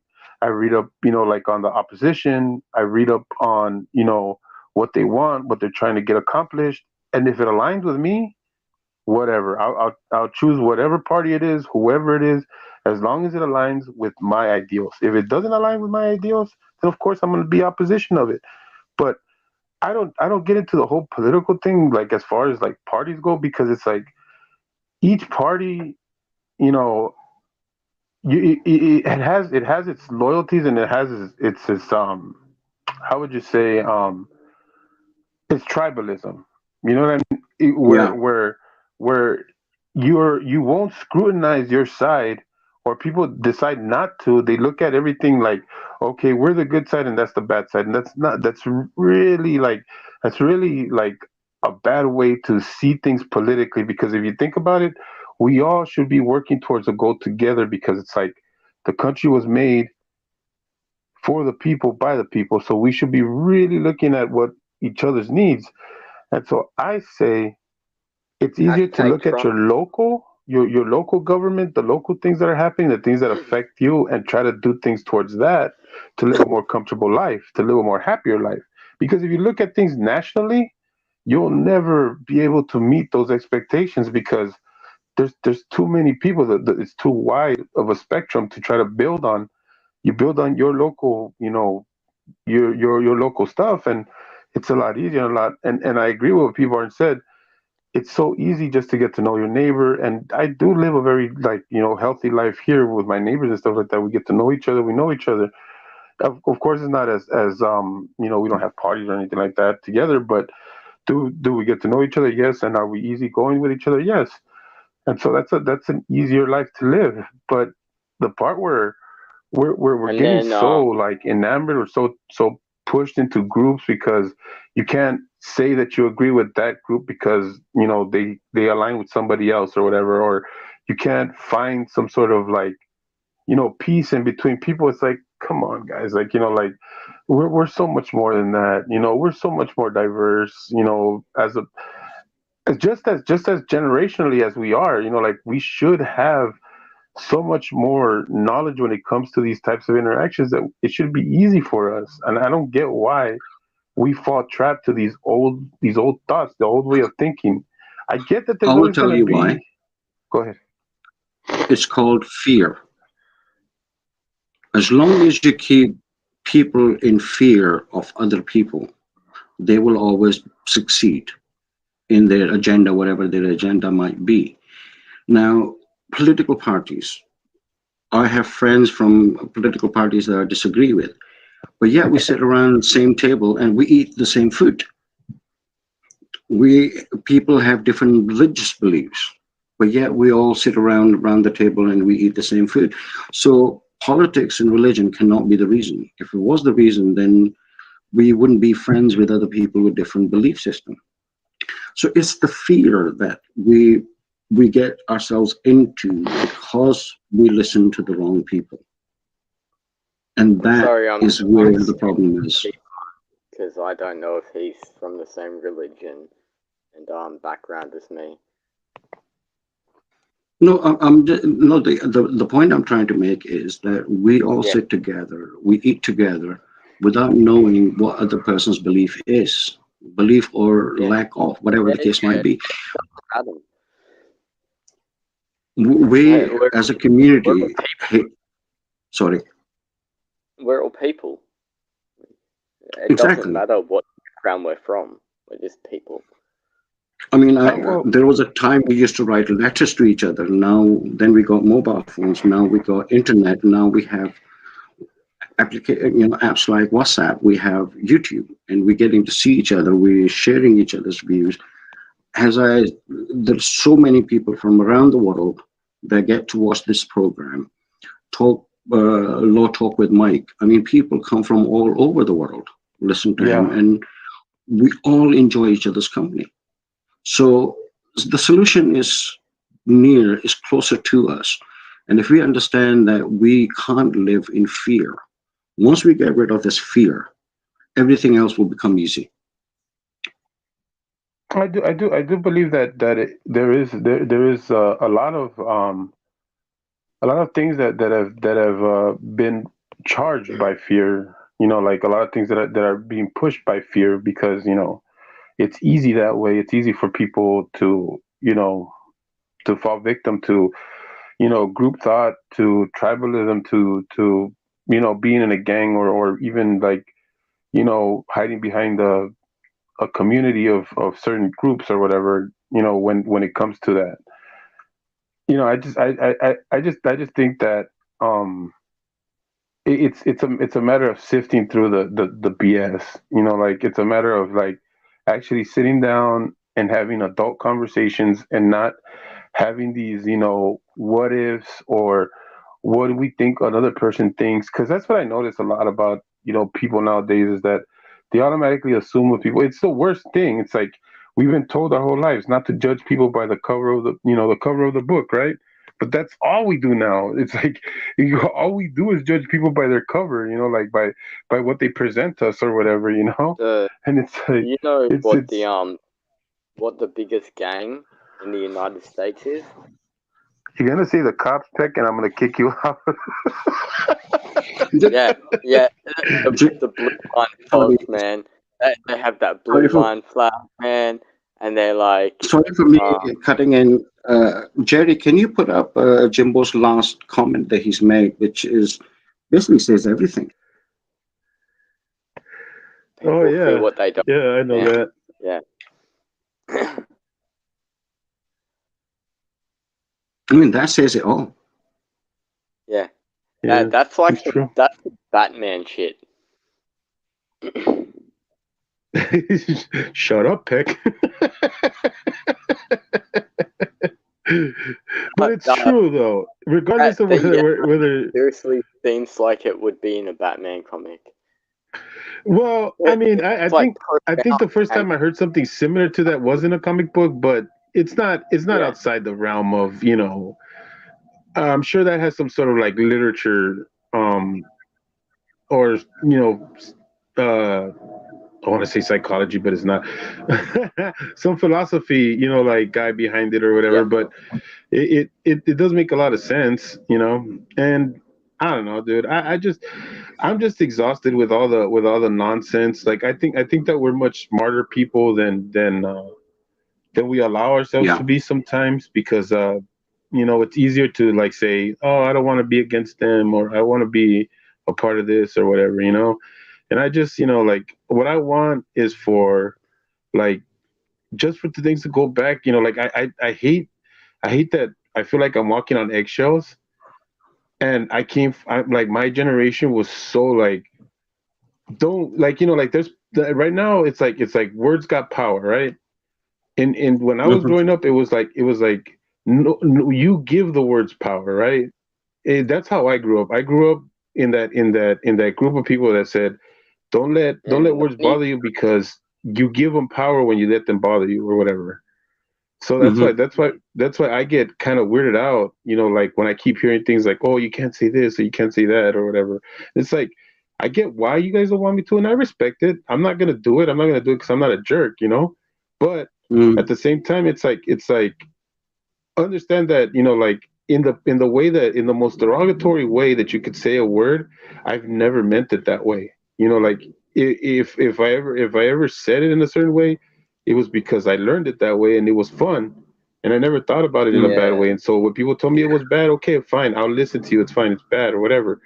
But at the same time, you got to understand, I'm not saying it to be a jerk to anybody. Like I'm not saying it to disparage anybody. You guys made it that, made it that situation, so fine, I'll respect it. But I'm not trying to hurt people's feelings with just those single words. You know what I mean? And so I Mm. don't know. It's just it's that's those are the parts that always get to me all the time because it's like you know. All I want to do is communicate, talk about things, have fun, whatever, and it's not fun when you're always consistently thinking like, okay, what am I gonna say? How am I going to say that? Or how should I approach this? Or how should I talk? You know what I mean? Like Yeah, here is the most funniest and the most simplest example I can give you. When my sister got married and they moved to Long Island, when I would talk to her husband, he would say, "What's up?" And to us, it's very offensive, as if I'm bothering you. That's why I called you and you're saying, "What's Yeah, up?" yeah. But then when I learned what's up in the U.S. or in New York in particular, what it It means meant, how's it? it it made a whole difference. Now here in Scotland, if you do something and you want to say thank you, the respond is "ni bother," as in no bother. Now, if you yeah, use the same two words down in the US or if you use it down south of England, they consider that as offensive. So languages have barriers. Certain words mean entirely something different. And I mean, on the chats, have got myself into a situation where I said something and somebody took offense off it. But gladly they mentioned it to me, and I then explained to them that what actually means in my lingo, and then things got better. I've spoken about. Can you hear me?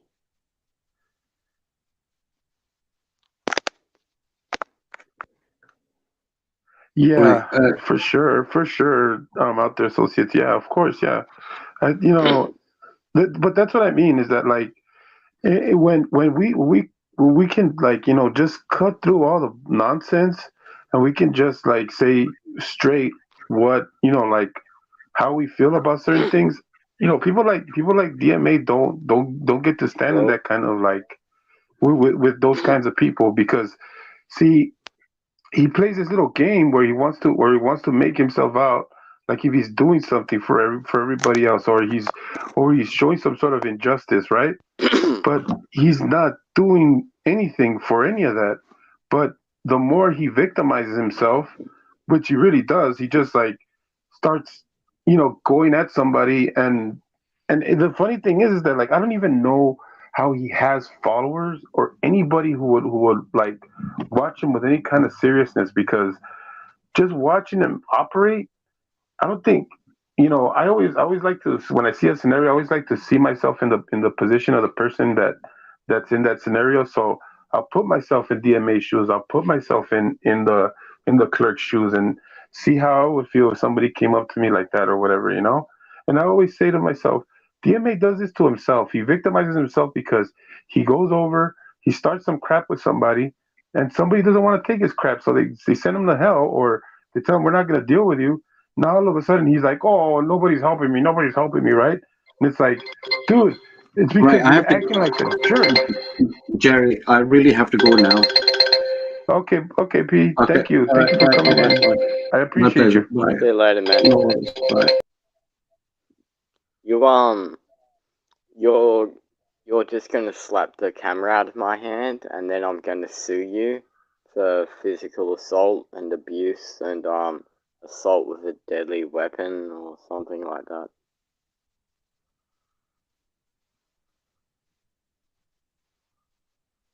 You will This is a be piece. sued. It's fine. I don't mind if other people don't feel comfortable. Then mind the other people. I don't mind. You can talk about politics all day. I'll talk with you politics all day. I'm not afraid to talk about them. The reason being is that I'm stable in my belief in who I think is good and not good as a politician. Like I don't sugarcoat anything. If I feel like the person is wrong for what they're doing, I'll say it. Whether they're people that I have backed up in the past or not. That's the difference. That's the thing that I wish people would do.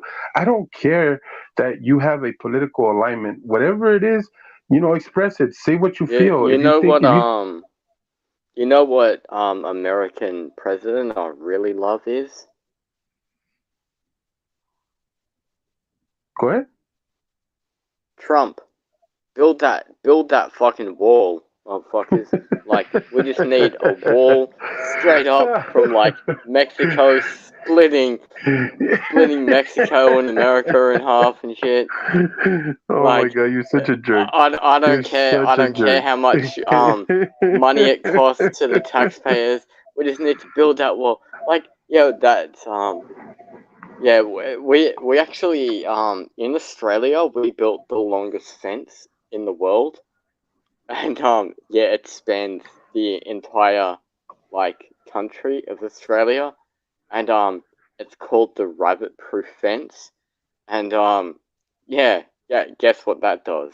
It keeps Top rabbits from rabbits. one side of the country to the other side. Oh my god. The thing is You know, also it did actually keep native people from being with their own other native people.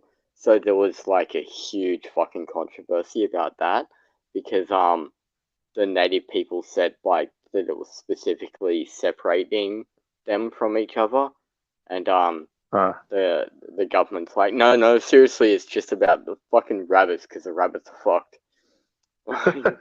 yeah, you got to keep them separated. No, but, Dun, the thing dun, is that the thing is when dun. yeah, I know you were gonna know it.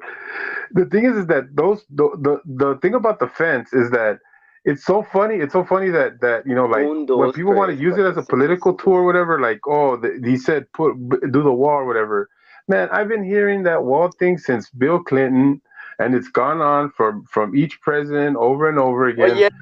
yeah, like the first Trump is I heard the only in difference the between Trump and the other ones is that he actually did something about like putting up a fence. You know what I mean? Or actually went to go fix some of it. I don't know. I just think it's so silly when no, they there when has been a fence since the at least the mid 90s. well there was always a fence. It just wasn't a Yeah, great big fence. yeah, and people were still like, well, like fucking carpet over, fucking running over the fucking thing. Dude, I remember way back in the days like when I think I was like probably like 8 or 9 when people used to just go like around the turnstiles and stuff like that. Like one guard would go like on break or something, and then everybody just be like, "Free for all, let's go!" Yeah. Oh man, it's silly. I always think it's so silly with those things because there's so many different ways to get across the border. I mean, I've seen it myself. It's not easy or even fun. You know what I mean? But if you have the proper equipment, you can get across the border pretty easy. Like the Mexican border is not hard to get across, even Yeah, if you build a big old wall yeah. or whatever. I've seen vans of illegals crossing that shit, and the person driving the van just basically like talking his way through it, and he 100% was an American. Yeah, dude, that Mexican border sucks. Well, I mean, it's it's not what it used to be as far as like the danger is concerned. I think it's more dangerous now because they've put up walls in in the easier areas where people used to cross in bunches. Now they're crossing through the more dangerous areas like where the rivers are at and stuff like that. So it's become a more dangerous trend thanks to the newer stuff that they're putting up.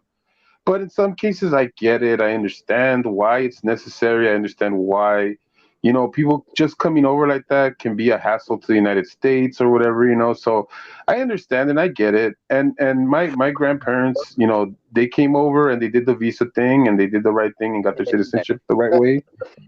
The the fucking Mexican people actually work, right? They actually do fucking work that Americans need, and then like other Americans are just like mooching off the taxpayers and like making fucking YouTube videos and like then like crying about this type of bullshit. It's just like fuck you. These people do more work than you do, motherfucker. Yeah, well, That's the thing about a the hard thing fucking lie. yeah, the thing about it is that they just need to like, I wish that they would make it easier for the illegal that's trying to get over, like if it's a Mexico thing, if it's a Salvador thing, whatever, one of these Central American states, I mean, when they're coming up, like to give them a different route to citizenship. I understand that like things should be equal across the board, but the way they come over is too easy. Where they can just come over, like, and they have to go through this whole process like somebody who comes from from Japan or somewhere else. Like, and the thing is that it should be a little bit an easier transition because when people cross over, they automatically get to those like you said, those jobs that nobody wants to do, and they're willing to do them because they need money or whatever. And it's like the minute they Oh, they that come over and they have a job, they should be like that. encouraged to try to get their citizenship.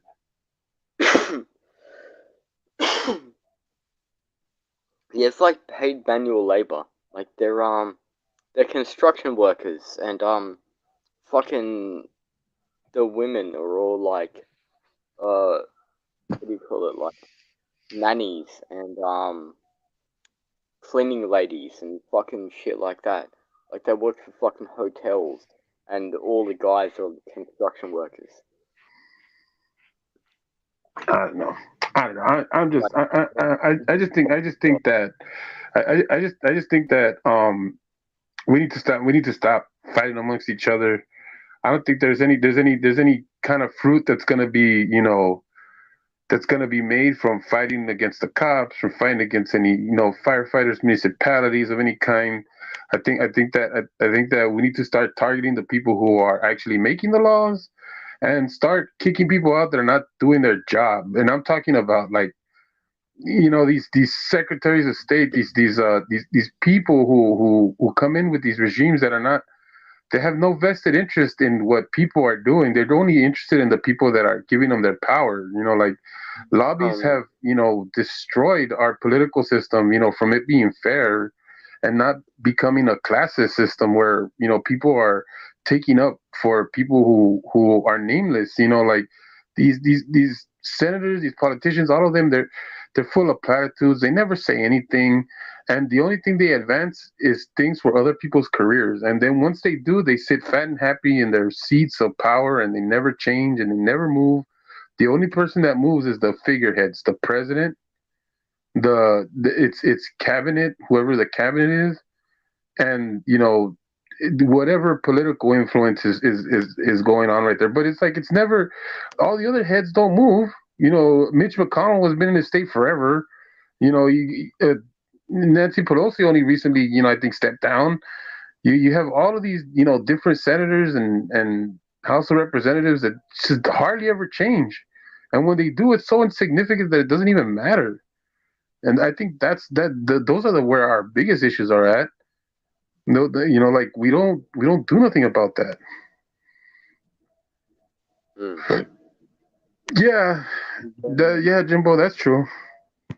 I do see that, and then I It think just it has a lot to do with our technology and stuff. The influencer thing. Dude, I seen. one of my niece's friends has like something like 100,000 followers. I don't know what on Instagram. Like, what the hell, dude? Like, what is going on? Like, are we? Is it really that serious? And they probably just lip sync to fucking music and shit. No, she doesn't even. Her my niece's friend doesn't even do nothing. She just takes pictures of things that she does, and she has a bunch of followers for that. And I don't get it. I really don't. Like, I'm like, why do people follow her?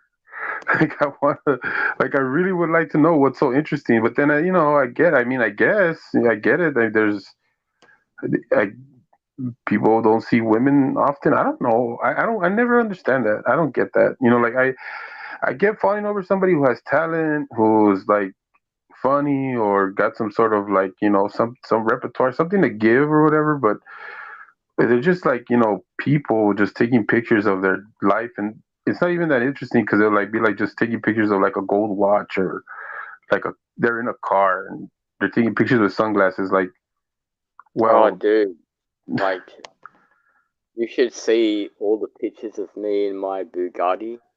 Stuff.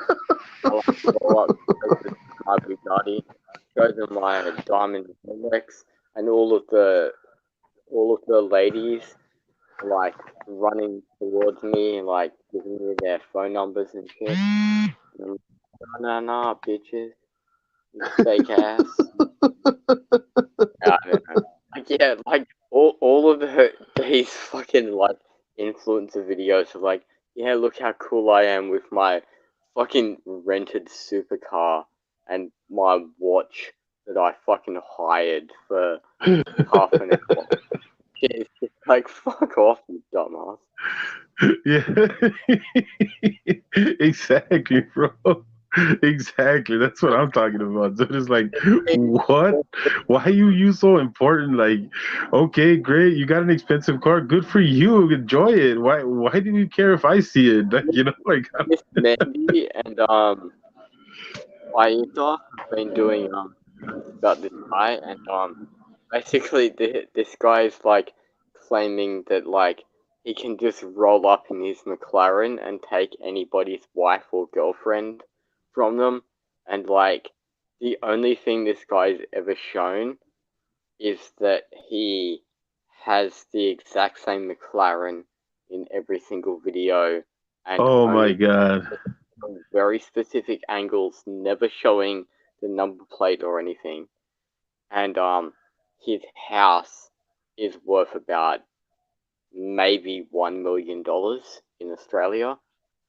And like these people, like I've seen it so many times before. These TikTok influencers, Yeah. they hide cars. The reason they never show the number plates and film from certain angles is so you can't see the number plate, because number plates from like dealerships and like people that hire cars out are like specific number plates, so you can see straight away that it's a car that's for hire.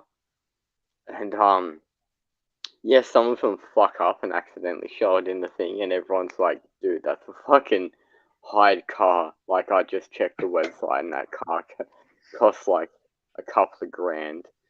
Yeah, these guys don't fool me whatsoever. You know, it's funny because like it only takes you to have some sort of experience in each one of these categories to understand that things don't work like that.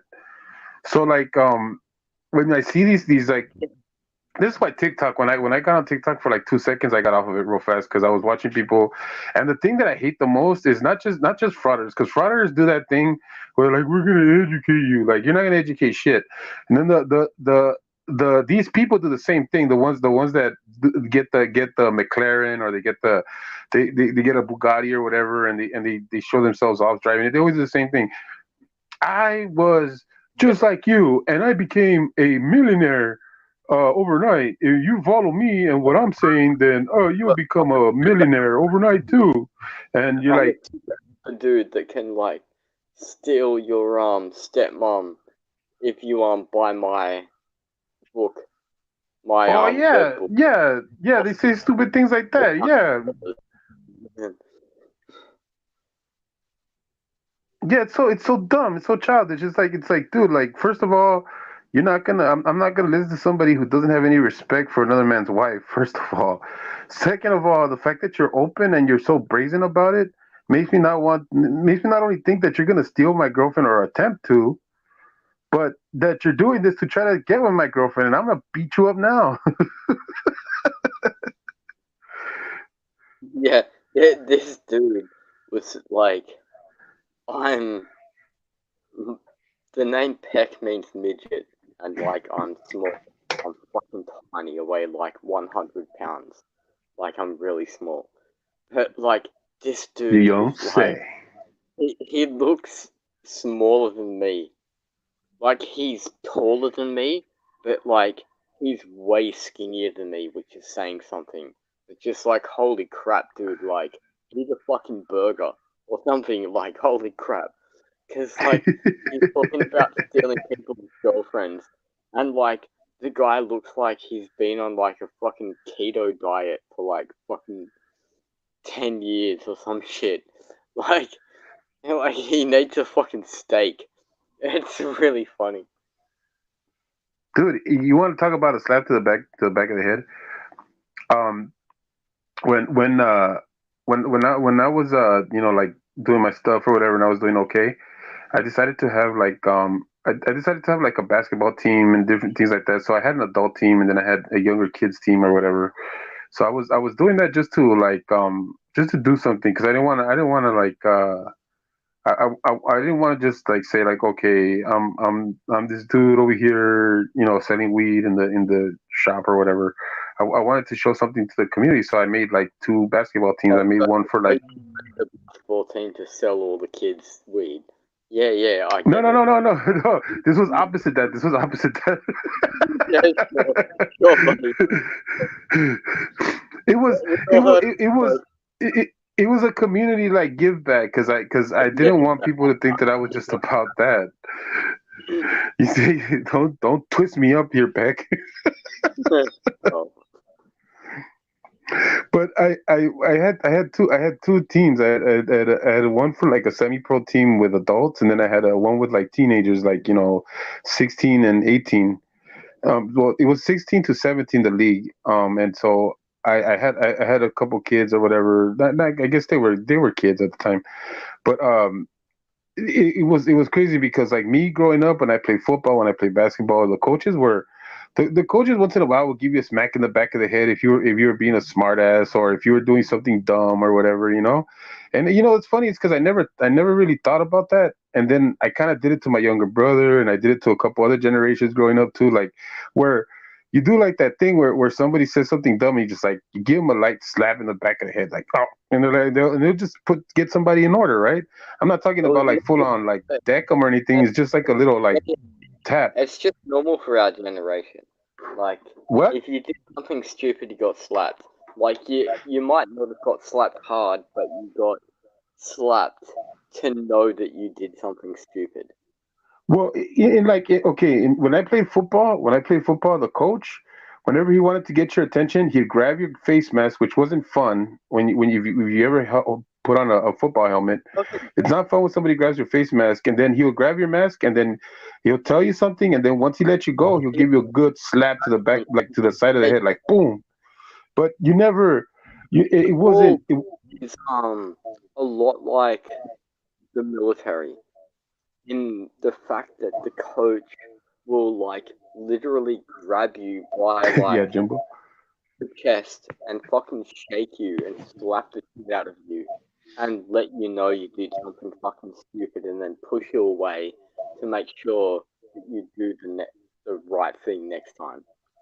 Like, yeah, football is heaps like the military, or at least it used to be when I used to follow football, like college Well, I, football. I when I played, it was very disciplined. I wouldn't say it was militaristic, but it was very disciplined. And I had a coach who was very involved with us. Like if we were like slouching on grades and stuff like that, he'll literally, because he was the dean, so he'll take us literally to his office and be like, look, if you're gonna be slouching on grades, I can't have you playing. So if you want to play, you come here to the dean's office and you show me that you're doing your work, so I can make sure that you are playing on Friday. And then if you show that you're going to be doing good, then okay, we'll get you back into class. But I remember he would be so involved with all the kids that were like dropping off or being failed or whatever. He would not let us like just pass on the fact that we had our talents, or if we were a decent team. I remember he famously took one of our quarterbacks out of one of the most important games because a dumbass decided to not take his test, and he was gonna fail his class, and then the coach was like, "No, dude, you're not gonna get to play. I don't care. I know it's the most important game that we're gonna have all year, but you messed up, and your team's gonna pay for it, and you're gonna pay for it." And Yeah, I thought that was very admirable of that coach, because he thought about the kids as students first. He didn't think of them as athletes, and it yeah, was a good experience. heard the exact same thing for high school football and especially college football. Like if you're slipping in your grade, the coach would just say like, "No, fuck you. You're not playing again until you get your grades up. Like until you're like the exact grade point average I want you to be at. You're not fucking playing football for me again." And Yeah, that like that was my their coach. My coach is exactly like that. their entire thing is like the entire reason they're there is to play football. So like they have no other choice. Like they have to do good in school to be able to play football. Yeah, that was. I know my experience was like that. It was like even my coach wasn't like too laid back. He. I remember one time I got into heat with my coach because I never knew his first name, and somebody had told me his first name, and so I was all like, "Are you serious? That's his first name?" And then later on, they showed me the proof that it was his first name, and so I thought it was hilarious because I was like, he didn't look like his name the way it was, like like it didn't seem like he was that kind of a guy. Like when you see a Robert, and you're like, man, that does not look like a Robert. That's kind of what it was like. And so just because I had I was on his good graces, I wasn't doing bad in class. I had a couple of good games, and they were talking like some good stuff about me. I decided as a just to have a little fun to call him by his first name, but just to have fun with it, not to like not to insult him or anything. And I remember, have you guys ever seen the movie Full Metal Jacket? When the sergeant he, Yeah, I mean, he gets mad at Joker because Joker doesn't want to say the Hail Mary or whatever, and he you know what I'm talking about, right, Peck? how about you come over here and fuck my sister? Okay, no. When he says it. I know exactly what you're talking about. Yeah, yeah, Yeah, yeah. He's all I now remember. Yeah, he's all like, you're gonna say you love the Hail Mary, and he's all like, sir, no, sir, and he like decks him or whatever. Well, I remember I said his name, and it was like at that moment, like everything just stopped because he just looked at me like, oh man, I'm all like, oh shit, I did something wrong. And then he comes up to me, and I just remember he tells me, when you become when you become a doctor, when you become a professional at whatever it is you're gonna do in life, he's all like, I want you to come up to me and shake my hand and say my name with first and last name behind it. But until that moment, it's still Mr. And he told me he told me his last name, and he's all like, or coach. And if you ever say my name again, and I remember everybody in the locker room was they were just shrunk. Nobody wanted to have my back at that moment, and I was just I was just like, I'm sorry, coach. Jimbo, you know what I'm talking about, man. That was like, oh, dude, and of course, like I had to run suicides. Like I had to run like I think it was like 30 suicides after that. but but yeah, like I messed up. I disrespected my coach. I didn't think about it that way. Like I didn't think like, okay, what's it gonna look During like if during high school, I was a state athlete, and I was a massive troublesome student. I got kicked out of classes in school, and the only reason they kept me in school was because I was such a good athlete. So they kept me in for sports, and like there was only a few classes that they really let me in. I did music, I did sport, I did baking, and fuck, science. I think was one of them. The other ones, but like yeah, I didn't do like many normal classes. It was pretty funny. Like I was basically doing sport like 4 periods a day. dang, they must have really liked you. They must have really had you for something. But yeah, I mean, I like know, I know that my I was really when I started getting like offers from like colleges and stuff like that, I know that that's when like I was doing so many sports things that like I couldn't keep up.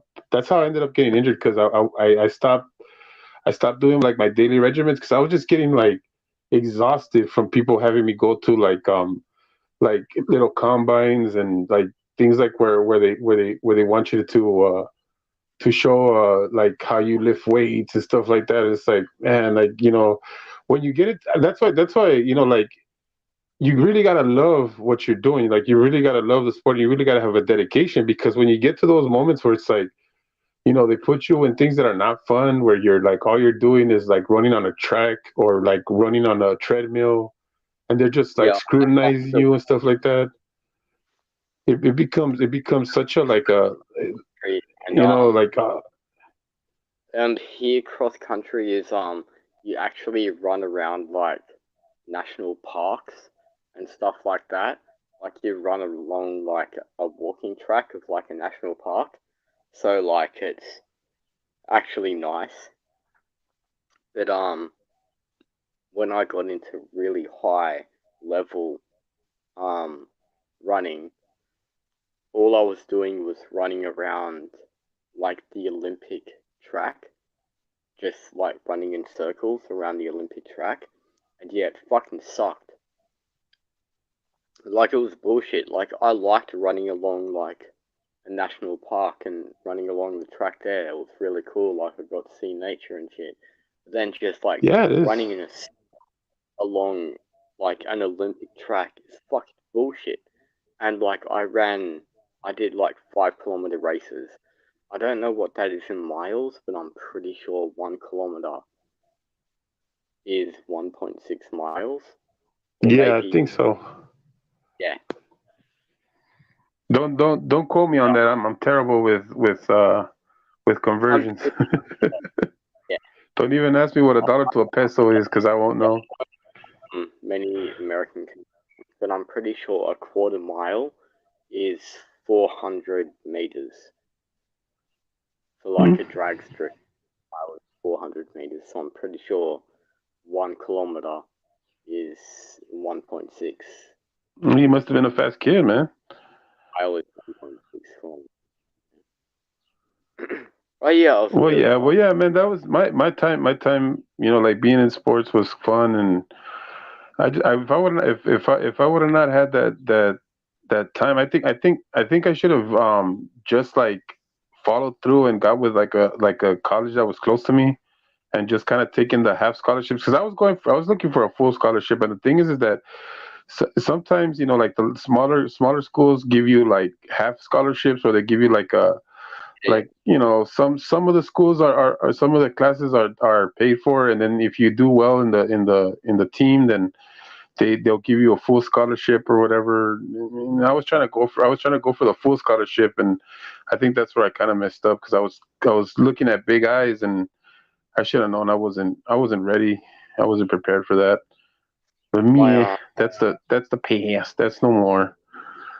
I'm last I, I really hurt myself, and I basically ripped my knee apart, and I couldn't run anymore, and I was such a troublesome student that I wasn't allowed in any classes.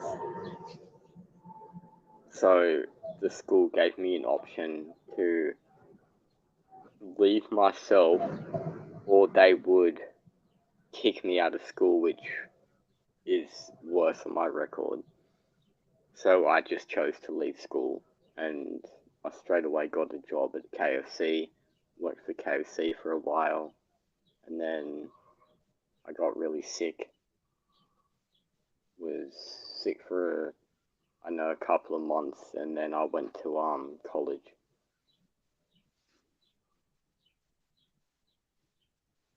Okay. But I sometimes I sometimes show some of the routine that I've catered, like throughout the years when I've been on panels, and sometimes they work out. I haven't done it all the time. I will. I sometimes do want to bust out the routine that I know already, but then again, I'm like, I don't want to how would you say I still want to refine it. I still want to refine it. I still got more things to put into it. And once I'm refined, then I'm gonna say it all at once.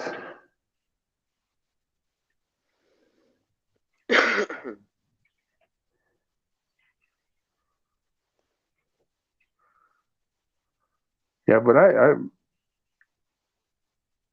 oh my gosh, ow, what is that? Sorry, I got a splinter. Ow, just. I Mm. played for the school band as well, so I was in music classes, like quite a few music classes Oh, a day. I I was did only band. like Hang band on, class. Like let me get this. Gotta get this. I was only in a couple of classes, and most of them was music and sport. Okay. One weird Hang thing on. is Sorry, Peck. Hang on. Gotta get some. trying to get your splinter out. No, I already got it out. I'm just I'm getting some disinfectant and where's my Neosporin? There it is. Okay, get this on here. Okay, I got stabbed pretty good. That was a big chunk of wood that decided to stab me. There we go. Okay, good. All right, good. Okay, I'm back. Go ahead, Pick. What were you saying? Come on, Pick. I was pretty good at like ironically, because I'm really short. I was good at high jump. I'm pretty sure the reason I'm good at high jump is when I grew like the school I went to got high jump. What? How? No, how can that be? How can that be self harm? No way, people aren't. I, I put my hand on the side of some plywood, and it had a loose piece of wood, and it stabbed me. That was not self harm. That piece of wood had it out for me. That piece of wood was actually a tyrant. That piece of wood was a tyrant. Yes. It was trying to like violate your rights or something. I don't know. It was trying to violate my rights of not having wood being stabbed into my finger.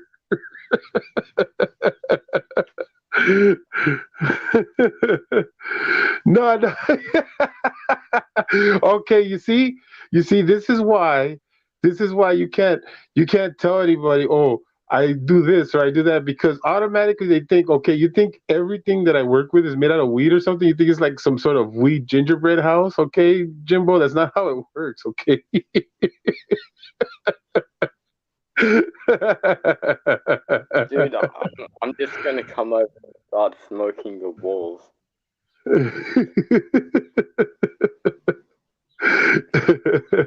Like I just like I got I got weed on it on everything. I just like like I grab some rolling papers and I just like I grab a piece of my house and just rip it off and just start smoking Yeah, for sure. That's how all weed houses work. That's why they've got the name Weed House.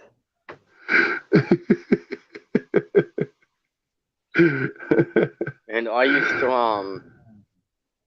grow hydro, and like it's a massive pain in the ass. Like that shit is a full-time job. Like people don't it just can like be it sit can be you just down and like fucking have weed magically grow. Nah, that shit's like a full-time fucking job. Gotta be checking on that shit all the time. okay, okay. You want? Are you trying to tell me something, Jimbo? Do you need a weed hood? Oh man, no, it's not. Like I do have to sometimes create like things inside. We have like woodworks and stuff like that, so we can build stuff. Not all the time is it just all weed, guys.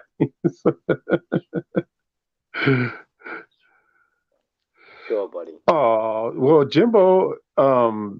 It's not a. It's a, you got to First of all, you got to make sure you got good seeds too. Like a lot of people will get gypped on the seeds, so make sure you got good seeds. Oh shit, yeah. Yeah, we had to have like very, very specific strains to be able to sell it.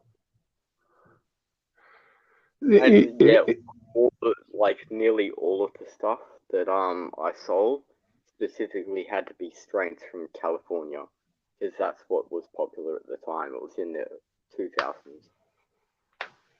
Well, I mean, it's not like all the plants originated from California. You just gotta be you just gotta understand what type of plant you're gonna try to grow, what strain it is, because some thrive in certain environments. Like there is a weed plant like the Yeah, X. tropical Was it? ones are better for where I am. That's why, Yeah, like, and you could grow them better in your soil. But even like, if you can't, I mean, there's a way of germinating the seeds in a glass of water with the right chemicals in it. Uh, oh shit, the chemicals cost me a lot. Like, you use a lot of chemicals doing oh yeah, no, hydroponics. I but well, a lot of my techniques are for fast and a kind of like a factory based type of like grow. Like where things come out and You ever heard of huh. sea of green method? The sea of green method, is that what you're saying? Yep. Was that It's like it grows in seaweed, or you grow it in like no, it's a method of growing weed where while your plant are flowering slash budding, you've already got um plants growing ready to be replanted once you've harvested all the buds. oh, okay. Oh, yeah. You're talking about Like cloning. Yeah. Yeah, the hydroponic. Yeah, it's a constant flow of non-stop like yeah, plant, yeah. just That's non-stop. that's uh, that's that's Do not standard run. practice if you want to get if you want to get a grow going and having like several Yeah, yeah. pounds made. Yeah, it's one of my techniques. Yeah. Uh, it- Jimbo, you have to put it in water, but not just like it has to be like mineral water. Like it has to be a certain type of a blend of pHs, and then you got to put it like in the sun, Oh, depending on whether the if your seed is white. Oh, what is it? Something about like if your seed is white, you put it in the sun, like in bright sun. If it's darker, try to like bury it so it'll germinate. Yeah, they're easier, of yeah, for course, but sure. but let me tell you something. That's how you get diluted strains when you continue to, you know, get clones and reuse the clones because you're gonna be diluting your strain. That's how we get diluted strains. So even in that, you have to have one that's one that's made from the soil that you're keeping. Because if you just continue to clone and clone and clone, you dilute your strains. Yeah, yeah, yeah. Yeah, Make sure that it's like a pH. There's a certain pH balance. If you know the yeah, strain of the seeds that you got, there should be. If you go to like certain websites, you should be able to find the pH balance that'll germinate the yeah, the seed. yeah. You know your stuff. Like certain strains need to have a certain pH balance of water for them to actually be able to grow and flower and shit All like right, that. P Barnes, take Like it easy, brother. I remember that with like certain strains of weed that I grew that yeah, some of them required like drastically different pH balances of water. So like yeah, I had to like completely fucking change the water of like all the pump systems and everything like that Oh back yeah, then. yeah. Those are pain in the butt. Yeah.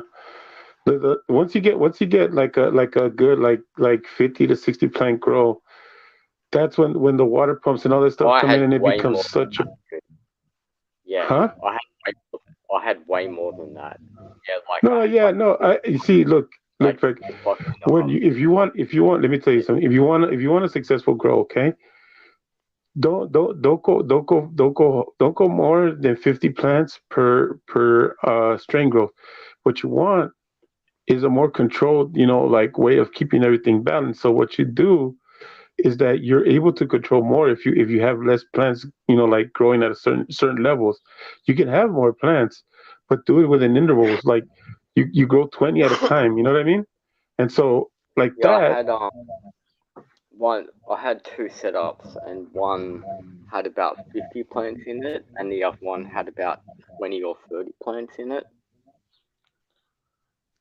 And yeah, the smaller one was a lot easier to maintain than the big one. Even though the big one was more self-sufficient because it was like on like a really big fucking system that like all I had to do was refill the water and like the chemicals and stuff like that. It was still more of a pain in the ass than a little system was. Because a little Yeah, system I could it's just like like I I the could way I take do care it of now. each plant individually type thing. Whereas the big one you can't because there's just too many fucking plants. It's just like oh whatever, fuck it. Oh yeah, dude, that's the same concept. Yeah, exactly. Just like orchards. Yeah. I mean, it's a weed, so it's gonna have it's weird. Like you just gotta understand the way the cycles work and stuff like that. But I don't know. My system is set up to get you a grow where you're seeding, and then you're cultivating, and then you're getting ready to package, like all on different timelines. But you're set up so that every 3 months you have a new batch of like 4 pounds per strain. And that comes with knowing how much you're gonna have and Well, how much you're gonna grow, and like it's like. yeah, And so once you get into that groove, then you set up that grow, and it keeps going, and then you set up the next one, and that well, one keeps going, and then you just, next thing you know, you have like five of them, and they're all timed out, and it's like it's working out perfect. But it does my take a while harvest because you have to have the right material and the right everything. my harvests were fucking ridiculous too. Like way like easily if I had like a shit month, it was like 32 pounds and I could sell each pound for $4,200 at the time. Yeah, Jimbo, crop rotation. It's very lucrative, but it's also fucking tough. So yeah, you can't put that amount of stuff, especially not in Australia. Man, I mean, I don't know. Over here, sometimes it gets killer in the summertime to if you don't have enough indoor stuff to work with, you can get difficult. But luckily, the people that I'm working with right now, they don't have a problem making indoor stuff. It's like they can build and dismantle stuff real quick. Yeah, just send some little shed. No, don't. I got you. Yeah, Well, you we know could what? You know what, man? I think I'm gonna call. I didn't even notice. You see, this is why I like doing these lives where they're impromptu and we're just having a small conversation or whatever, because I don't feel them. I don't feel the time. Like I didn't even know 2 hours had passed. Like I seriously did not feel 2 hours pass. They just passed. Like they just went by us real quick. But it's because we're having a conversation that we're interested in, and we're just having a conversation. We're not structured in the sense where we're worried about what we're going to talk about next or nothing. We're just having a simple conversation that we would have, like if I saw you guys in the liquor store, if we were out in the street somewhere just hanging out or whatever. So that's why I love this stuff, dude. I love these types of lives. But we gotta cut it out at some point. yeah, sure, man. Yeah, go get them keys, man. All right, bro. Take it easy, Jimbo. Peg, thank you so much for showing up, bro. It's fun. It's always fun with you, man.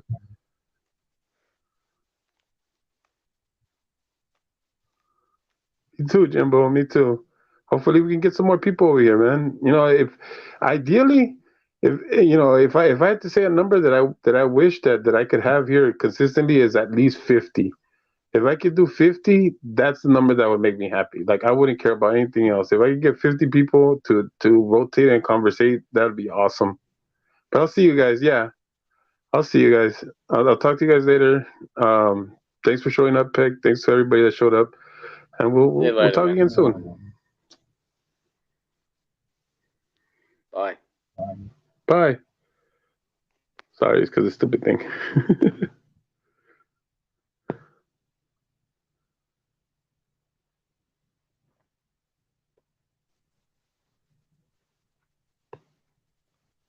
See you later, man.